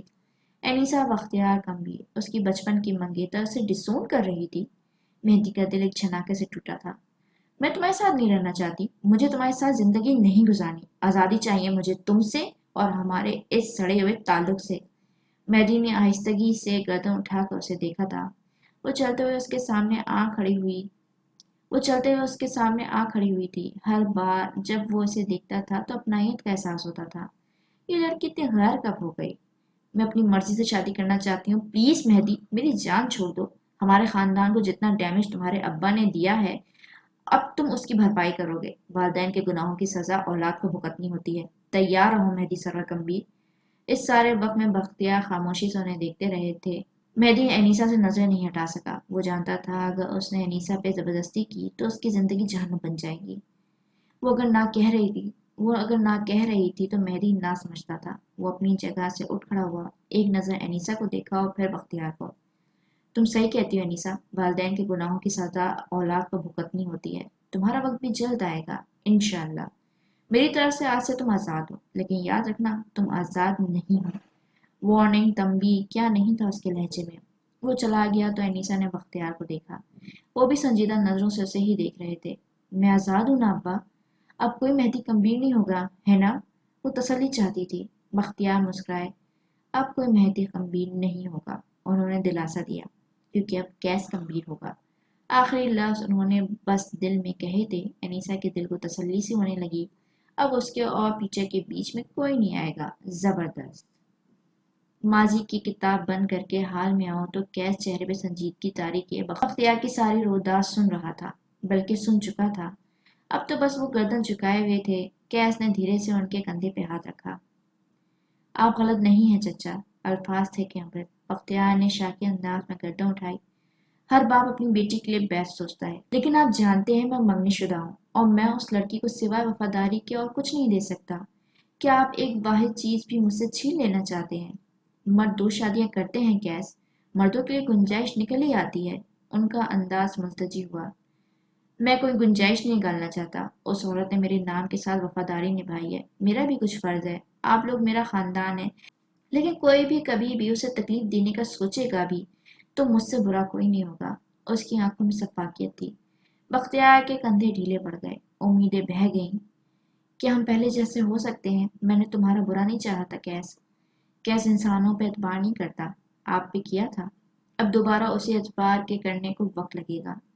کیس میں گھر جائیں چچا، بہت دیر ہو چکی ہے، وہ ان کی بات کاٹ کر بولا۔ بختیار بے بسی سے لب کاٹتے رہ گئے، جانتے تھے اب کچھ بھی کہنا، بولنا اور سننا بیکار تھا۔ وہ بغیر ان کی طرف دیکھے بس ٹریک پہ بھاگتے لوگوں کو دیکھتا رہا، جیسے اس سے زیادہ ضروری کوئی اور کام نہ ہو۔ زینیا حاکم جس وقت ہاسٹل واپس آئی، شام بیت چکی تھی، رات اپنے پر پھیلانے کو تھی۔ اپنے کمرے میں آ کر وہ بیڈ پہ ڈھہ سی گئی۔ بشر کی کال لگی تھی، لیکن اس وقت وہ بات کرنے کے موڈ میں بالکل نہیں تھی۔ رات کے 8 بجے کھانا کھایا جاتا تھا اور اس وقت کھانا کھایا جا چکا تھا۔ اس کی روم میٹ اس وقت بھی کمرے میں نہیں تھی۔ رات کے 10 بجے تک ہر لڑکی کو ہاسٹل واپس آ جانا ہوتا تھا، لیکن نین تارا نامی اس کی روم میٹ شاید آزاد اور لاپرواہ واقع ہوئی تھی۔ جنہیں یہاں آ تو گئی تھی، لیکن یہاں دل گھبرا رہا تھا۔ وہ کھلی چھت، بڑے ہوادار کمروں اور سمندری علاقوں سے آئی تھی۔ وہ جہاں دل گھبراتا تھا تو پہاڑ دلاسا دیتے تھے، جہاں آنکھ نم ہوتی تھی تو سمندری ہوا ان خطروں کو جبس کر لیتی تھی۔ اسلام آباد کے خاموش اور یہ تنگ گھر یہ اسے غیر آرام دہ کر رہے تھے۔ وہ اعتراف نہیں کرنا چاہتی تھی، لیکن زینیا حاکم ہوم سکنس کا شکار ہو رہی تھی۔ کافی دیر یوں ہی پڑے رہنے کے بعد وہ اٹھ کھڑی ہوئی۔ آئینے میں کھڑے ہو کر اپنا چہرہ دیکھا، وہ مرجھایا ہوا تھا، آنکھیں تھکی تھکی تھیں۔ وہ ایک برے فیس میں تھی، اور انسان کو اس کے برے فیس سے صرف ایک ہی چیز نکال سکتی ہے، اس کا محبوب شوق۔ اپنی سائیڈ کی الماری کے پٹ کھولتے ہوئے اس کی آنکھیں چمک اٹھیں۔ کیمرہ ہاتھ میں لیتے ہوئے اس کے لب خالص سے مسکرائے تھے۔ یہ کیمرہ اسے ابا نے دلایا تھا، اس کی متاع حیات۔ اس نے کیمرے کا اسٹریپ کندھے پہ ٹنگا، بیڈ پہ رکھا اپنا دوپٹہ اٹھایا۔ ابھی 8 بجے تھے، اس کے پاس 2 گھنٹے باقی تھے۔ وہ نیچے لانچ میں آئی تو آنٹی اسے نہیں دکھیں۔ لڑکیاں سب اپنے کمروں میں تھیں۔ اعتراف میں چوکنی سے نظر دوڑاتے ہوئے وہ گھر کے اب کی حصے کی طرف قدم بڑھا رہی تھی، جب ہلکا سا کھٹکا ہوا۔ کوئی دیکھے نہ دیکھے، شہزو تو دیکھے گی۔ اپنے عقب سے آتی اس محظوظ سی پکار پہ زینیا نے دانت کچکچائے تھے۔ سیڑھیوں کے دہانے پہ وہ کھڑی تھی، آواز بلند تھی۔ نمرہ احمد کے ناول جنت کے پتے سے لے کر رابعہ خان کے عزازیل تک شہزادہ نے ہر سسپینس اور کرائم تھرل رٹ رکھا ہے۔ تم مجھے ڈاچ نہیں دے سکتی؟ وہ سیڑھیوں سے اترتی ہوئی آ رہی تھی۔ یوں لگتا تھا جیسے کسی فلم کا کلائمیکس چل رہا ہو، جس میں ہیروئن ایک ویلن کے ہاتھوں پکڑی گئی تھی۔ جن کرائم تھرل کو تم نے رٹ رکھا ہے، میں نے ان کو پورا پڑھنے سے پہلے گیس کر رکھا ہے۔ ڈاچ دینا میرے لیے مشکل نہیں، میرا وقت ابھی باقی ہے، زینیا نے مڑے بغیر جواب دیا تھا۔ شہزادہ آخری زینیا اتر کر نیچے آئی تو اب وہ ذرا روشنی میں تھی۔ بالوں کو فرنٹ چٹیاں میں گوندے، سیاہ کرتے کے ساتھ سیاہ ہی جینز پہنے، وہ آج بھی اپنے سگنیچر سٹائل میں تھی۔ ہاں، بس ہاتھ میں موجودہ کولڈ کافی کا اضافہ تھا، جس کے کپ میں اسٹرا ڈالا تھا، اور وہ وقفے وقفے سے گھونٹ بھر رہی تھی۔ رات کے اس پہر کہاں چلی؟ شہزہ پر اسرار ہوئی۔ قتل کرنے۔ زینیا پرسکون رہی۔ میں مدد کروں یا کور اپ کروں؟ وہ اس سے زیادہ شفاف تھی۔ بس اپنا منہ بند رکھو۔ زینیا بیزار ہوئی۔ دوست بن کر یا کرائم پارٹنر بن کر؟ نہ دوست نہ پارٹنر، تو مجھے فیور دو، وقت آنے پہ میں تمہیں فیور دوں گی۔ ڈیل پیش کی گئی۔ اب کہ وہ مڑ کر اس کی آنکھوں میں دیکھ رہی تھی، मलका बद का मोड ऑन हो चुका था। शहजाद इंसानों से मदद नहीं लेती, मेरे लिए टेक्नोलॉजी काफी है। जिया ने पल के झपका कर उसकी आंखों में देखा। कल रात से अब तक के वाकयात एक फिल्म की तरह उसकी आंखों के आगे घूम गए। फोटोग्राफ मेमोरी कल से अब तक उसने शहजाद के हाथ में कई बार स्ट्रॉबेरी मिल्क का पैकेट देखा था। साबित हुआ कि वो बस एक ही रिश्वत पे बिक सकती है। एक स्ट्रॉबेरी मिल्क का कैन और मंजूर है। शहजाद ने उसकी बात पूरी होने से पहले ही कह दिया। जीनिया की आंखें चमकी। अभी तो तुमने डील पूरी सुनी ही नहीं। स्ट्रॉबेरी मिल्क के एक कतरे के लिए मैं जान भी दे सकती हूँ। और अलवल्ला उसकी आंखें कहती थी, हाँ वो ऐसा कर सकती है। जीनिया ने समझने वाले अंदाज में सही लाया, यानी मैं जा सकती हूँ। जल्दी आना, ऐसा नहीं है कि तुम्हारी फिक्र हो रही है, बस फ्री का स्ट्रॉबेरी मिल्क वो बाँछें फैला कर कहती हुई जीने को सख्त जहर लगी। वो मुड़ गई और लंबे लंबे डग भरती हुई जाने लगी जब शहजाद ने एक बार फिर उसे पुकारा। जाओगी कैसे? चौकीदार तुम्हें जाने नहीं देगा। जीनिया के पास हमेशा चोर दरवाजे होते हैं, वो हाथ झुला कर कहती बाहर निकल गई। शहजाद सैमसन आजर्दगी से उसे जाते हुए देखती रही। तुम्हें क्या लगता है वो उसूल तोड़ने का गिर था? हाँ, उस फ्रॉड से पैसे लेकर स्ट्रॉबेरी में वो खुद भी मंगवा सकती थी। ये रंज था, अब ख्वामख्वाह उसका इंतजार करना होगा। वो आपके दरवाजे पे लगे ताले को पिन से खोलती हुई बाहर आ गई थी। बाहर निकलते ही ठंडी हवा के एक थपेड़े ने उसका इस्तकबाल किया। यानी इस्लामाबाद अपने मेहमानों के साथ अच्छा था। गली खाली थी, सुनसान सी हवा के दोष पे झूलते दरख्तों पे घरों से बाहर झांकती रोशनी पड़ रही थी। पक्की साफ सुथरी सड़क, गली के पोल्स पे लगे सफेद बत्तियां, सरसब्ज दरख्त और पुरसुकून माहौल। और अगर इस्लामाबादियों को अपने शहर पे फख्र है तो फिर ये बनता भी है। जीनिया ने कंधे से लटका कैमरा उतार लिया। सामने मौजूद दरख्त पे एक चिड़िया अपने बच्चे को चोंच से दाना खिला रही थी। जीनिया ने कैमरा आंख के आगे किया। एक पल को तो उसने सांस भी रोक ली और अगले ही लम्हे एक शानदार क्लिक उसके खजाने में महफूज हो चुकी थी। वो आगे बढ़ाई। सड़क दरख्तों से झड़े पत्तों से भरी पड़ी थी। जीनिया ने ठहर कर चंद तस्वीरें उतारी और फिर आगे बढ़ाई। जरा से फासले पे एक पार्क नजर आ रहा था जहाँ बत्तियां रोशन थीं। इक्का दुक्का लोग अब भी नजर आ रहे थे। कुछ देर बाद वो पार्क के एक सिंगी बेंच पर बैठी थी। पार्क तकरीबन खाली होने लगा था। जिस जगह वो बैठी थी वो एक खामोश और सुनसान सा गोशा था। यहाँ से जरा से फासले पे एक जॉगिंग ट्रैक था। उसी लम्हे जीनिया की सुनहरी आंखों ने एक शख्स को जॉगिंग ट्रैक पे भागते हुए देखा। वो कोई 30-32 की उम्र का मर्द था। नीम अंधेरे में उसका चेहरा वाज़िह नजर नहीं आता था, लेकिन भागते भागते कई बार पोज की बत्तियों से फूटी रोशनी उसके चेहरे पे पड़ती तब उसका चेहरा वाज़िह होने लगता था। गंदमी रंगत, पुरकशिश नकूश, घुंघराले बाल। जीनिया बेध्यानी में उसे देखे गई। उसका चेहरा, बाल पसीने से तर थे। थकन से उसका बदन चूर नजर आता था, लेकिन वो भाग रहा था। चंद पलों बाद ही वो जीनिया की नजरों से ओझल हो गया। जीनिया ने गर्दन मोड़ कर दूसरी जानिब देखा। मर्द अब दूसरी जानिब वाली पट्टी पर दौड़ रहा था। चंद पल बाद वो दोबारा जीनिया को अपने सामने दिखाई दिया। अब कि वो रुक गया था। घुटनों पे हाथ रखकर यूं ही झुके झुके उसने चंद गहरे सांस लिए और फिर पंजों के बल नीचे बैठ गया। जीनिया ने अपना कैमरा सीधा कर लिया। लेंस आंखों के करीब करते हुए उसने उस थके हुए आदमी की तस्वीरें ली। वो चंद पल यूं ही बैठे बैठे सांस बाहर करता रहा। वो अब ट्रैक से उतरकर बेंच की जानिब आ रहा था। ट्रैक के करीब ही मौजूद संगी बेंच से अपनी पानी की बोतल उठाकर बुलंद की और फिर सारा पानी यूं ही बुलंदी से उसके चेहरे पे गिरने लगा। चीनी हाकिम ने एक पल के लिए भी कैमरा आंख से नहीं हटाया था। उस शख्स के साथ साथ उसने पानी के कतरे तक कैमरे की आंख में महफूज कर लिए। उसका चेहरा और बाल गीले हो चुके थे। वो शख्स बेंच पे बैठा था। घुंघराले बाल गीले होकर माथे पे चिपक गए थे, जिन्हें अब वो उंगलियों की मदद से हटा रहा था। साथ ही साथ बढ़ाकर सफेद फूलों का बुके उठा लिया। चंद पल फूलों को यूं ही देखते रहने के बाद उसने गर्दन बेंच की पुश पे गिरा दी, फूल सीने पे रख लिए और बेंच पे धरे गिफ्ट पैकेट को खोल लिया। अंदर हैरी पॉटर सीरीज की 7वीं किताब थी। कैस ने किताब आंखों के सामने उठा ली। चंद सतरें शुरू से पढ़ी, मुस्कुराया, फिर चंद सतूर आखिर से पढ़े। अब के तासरात सख्त हुए, फिर रुका और बीच के चंद सफ़ात खोल लिए।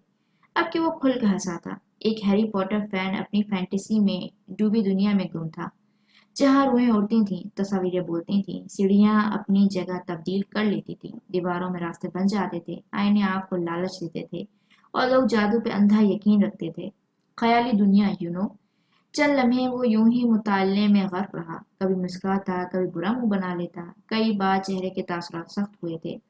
सीनियर ने उसके हर तासर को कैद किया था। मुस्कुराहट, गुस्सा, सख्ती, कम्फर्ट, फैन मूवमेंट और सब कुछ।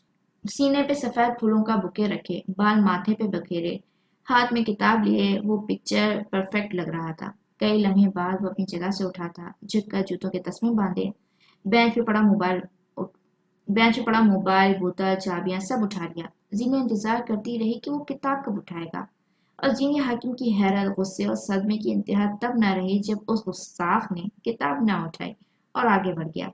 लेकिन पॉटर सीरीज के एक एक फैन ने सीना को भी की होगी, कई तो बाकायदा बेहोश होते होते बचे होंगे, कई का तो बस न चला होगा कि इस गुस्ताख को जगह बदलने वाली सीढ़ियों से धक्का दे दे, लालच देने वाले आईने के अंदर कैद कर दे, या फिर उड़ती रूहों में एक और रूह का इजाफा कर दे। जादुई दुनिया में रहने वाले, फैंटेसी में डूबे लोग, हा हा। वो चंद पल अपनी जगह पे खड़ी इस सदमे को प्रोसेस करती रही। वो अब नजरों से ओझल हो गया और फिर वो आगे बढ़ाई। पॉटर हेड अब मजीद बर्दाश्त नहीं कर सकती थी। बेंच के करीब रुक कर झुकते हुए उसने किताब उठा ली। कई साल पहले पढ़ी गई किताब इसे एक बार फिर पढ़नी थी। जरा देखे तो आखिर ये आदमी क्या देखकर मुस्कुरा रहा था। शू के चंद सफ़ात खोलते हुए उसके चेहरे पर मुस्कुराहट आई। ये आम मुस्कुराहट नहीं थी, असल दुनिया से बिल्कुल अलग थलग एक जादुई, गैर हकीकी मगर खूबसूरत दुनिया में जाने वाली मुस्कुराहट थी। एक लम्हे को उसके गिर्द इस्लामाबाद के ऊंचे दरख्त गायब हुए, उनकी जगह कदीम इमारतों ने ले ली। सफ़ेद बत्तियों की जगह अब रोशन मशाल थी, पैरों में नरम घास की जगह हवाई झाड़ू थी। हकीकी लोगों के परेशान खुश चेहरों की जगह बोलती तस्वीरें और उड़ती रूहें थीं। एक पॉटर हेड हकीकत फरामोश किए गैर हकीकी मगर ज्यादा खुश दुनिया में दाखिल हो चुका था। उसने आखिरी के सफ़ात पलटे, आंखों में बेचैनी उतर आई। एकदम बहुत कुछ बुरा लगने लगा। वो काफी मनहमक सी एक मुताले में गर्क थी जब किताब का मालिक उसके अकब में आकर रुका। अपनी किताब किसी गैर के हाथों में देखकर उसे बुरा नहीं लगा था। किताबें पढ़ने वाले लोगों के दिल बड़े होते हैं, वो यूं अपनी किताबें किसी के हाथ में देखकर बुरा नहीं मानते। अगर घर ले जाने की बात की फिर कोई गारंटी नहीं। हैरी पॉटर पसंद है? भारी गमगीन आवाज जीने के कानों से टकराई तो उसने मुड़कर नहीं देखा। उसके कब में ही वो मर्द खड़ा था जिसकी किताब थी, कद में उससे ऊंचा, खूबसूरती में शायद बहुत कम। हैरी पॉटर किसे पसंद नहीं होगी, जीनिया ने पहली बदला। स्नेप की मौत का सीन चल रहा था। वो फैंटेसी में इतनी डूबी थी कि हकीकत में खड़े मर्द को नजरअंदाज कर गई। कैस गंभीर अपनी जगह से खड़े होकर किताब में लिखे अल्फाज पढ़ सकता था। स्नेप की मौत, उस जादूगर की मौत ने बहुत लोगों को रुलाया होगा, लेकिन कैस को हमेशा तस्कीन मिली थी। तुम इसकी मौत पर अफसरदा क्यों हो रही हो? ये वही घटिया इंसान है जिसने डंबलडोर को मारा था। The nicest man, the nicest human on the earth. मुझे स्नेप से नफरत है, पॉटर हेड ने तबसरा किया। डंबलडोर एक अजीम शख्सियत थे, हर बच्चे की फेवरेट और मोहब्बत वाले मजबूत इंसान। जिन्हें कह रही थी, एक अजीम शख्स की मौत भी इतनी ही अजीम होनी चाहिए थी जितना वो खुद था। स्नेप अगर उन्हें ना मारता तो वो बूढ़ा बदरू वोल्डेमॉर्ट उन्हें मार देता। डंबलडोर एक अजीम मौत मरना चाहते थे। एक विलन की जगह उन्होंने एक सुरमई किरदार से मरना पसंद किया, अपने दोस्त, अपने जानने वाले शख्स से। एक अजीम मौत थी। बहरहाल ये एक मौत थी। क्या स्नेप को यह हक था कि एक अजीम इंसान को यूं मार दे?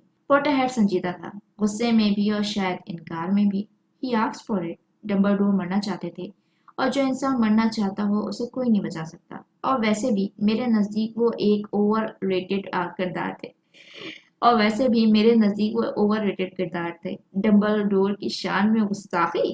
क्या तुमने ये राय कभी किसी पॉटर हेड के सामने पेश की है? मर्द ने सवाल किया। मैं इतनी पागल नहीं हूँ। कोई भी पॉटर हेड डंबलडोर के बारे में मेरी राय जानकर मुझे जान से मारने के लिए तैयार हो जाएगा। यानी अगर मैं एक सच्चा पॉटर हेड हूँ तो मुझे तुम्हें मारना होगा? जीनिया एकदम चौंकी थी। मरने के लिए तैयार हो जाओ गुस्सा। शफाक सर्द लहजे के साथ जीनिया ने अपनी गर्दन पे पिस्तौल की ठंडी नाल महसूस की। उसका ऊपर का सांस ऊपर नीचे का नीचे रह गया। जीनिया हाकिम को लगा था वो सारी जिंदगी सांस नहीं ले सकेगी। पार्क की सफेद रोशनियां, ठंडी हवा और लहराते दरख्तों के दरमियान वो खड़ी थी, साकेत, मुतहय्यर, शर्त। ये कोई जादुई दुनिया नहीं थी जहाँ गायब हुआ जाता, जहाँ मरने से बचाने कोई आ जाता। मौत मुबारक हो जीनिया हाकिम। अच्छा जी, इस एपिसोड को यहीं एंड करते हैं। और ये तो मुझे इंतहाई बेवकूफ़ाना बात लगी कि पप्पू को रुलाया था, पप्पू को बेचारे उनके साथ इतना बुरा हुआ था आमना बेगम के साथ, लेकिन वो अब क्या कर रहे हैं? जीनिया को तंग कर रहे हैं। जीनिया किसकी बेटी है? اس کی آمنہ بیگم کی بیٹی ہیں تو پریشان تو وہی ہو رہی ہیں نا، پپو ہی پریشان ہو رہی ہیں. یہ تو انتہائی خلوصی سوچ ہے، انتقام لے رہے ہیں، انتقام میں وہ بھی پس رہی ہیں. اور دوسرا، میں تو اس کو بالکل نہیں مانتی. اگر آپ میں سے کسی نے بھی ہیری پوٹر کا 7 پارٹ کی مووی دیکھی ہے تو میں تو بالکل بھی اسے نہیں مانتی بھائی. پروفیسر سنیپ ایک اچھے ہی کردار تھے اور ڈمبلڈور نے خود کہا تھا کہ انہیں مارو تاکہ ولڈمورٹ کو ان پہ اعتبار ہو جائے، اور اگر وہ نہ بھی مارتا تو وہ ڈمبلڈور جو ہے، اگر پروفیسر سنیپ ڈمبلڈور کو نہ بھی مارتے تو بھی جو ہے انہیں ود ان ایئر اسے مر جانا تھا، کیونکہ وہ آئی تھنک وہ پروفیسر نے جو مارا تھا اس کی وجہ سے جو ہے ان کی فنگرز وغیرہ خراب ہونے لگی تھیں، وہ چیز اس کے جسم میں پھیل گئی تھی، تو اس سے انہوں نے وہ کیا. تو میں تو کبھی بھی اسنیپ کو برا کریکٹر نہیں مانوں گی، وہ تو ایک ہڈن ہیرو ہی تھا. یہ تو بالکل ہی بیکار سی بات لگی. خیر آگے دیکھتے ہیں کیا ہوتا ہے ناول میں. تب تک کے لیے اللہ حافظ.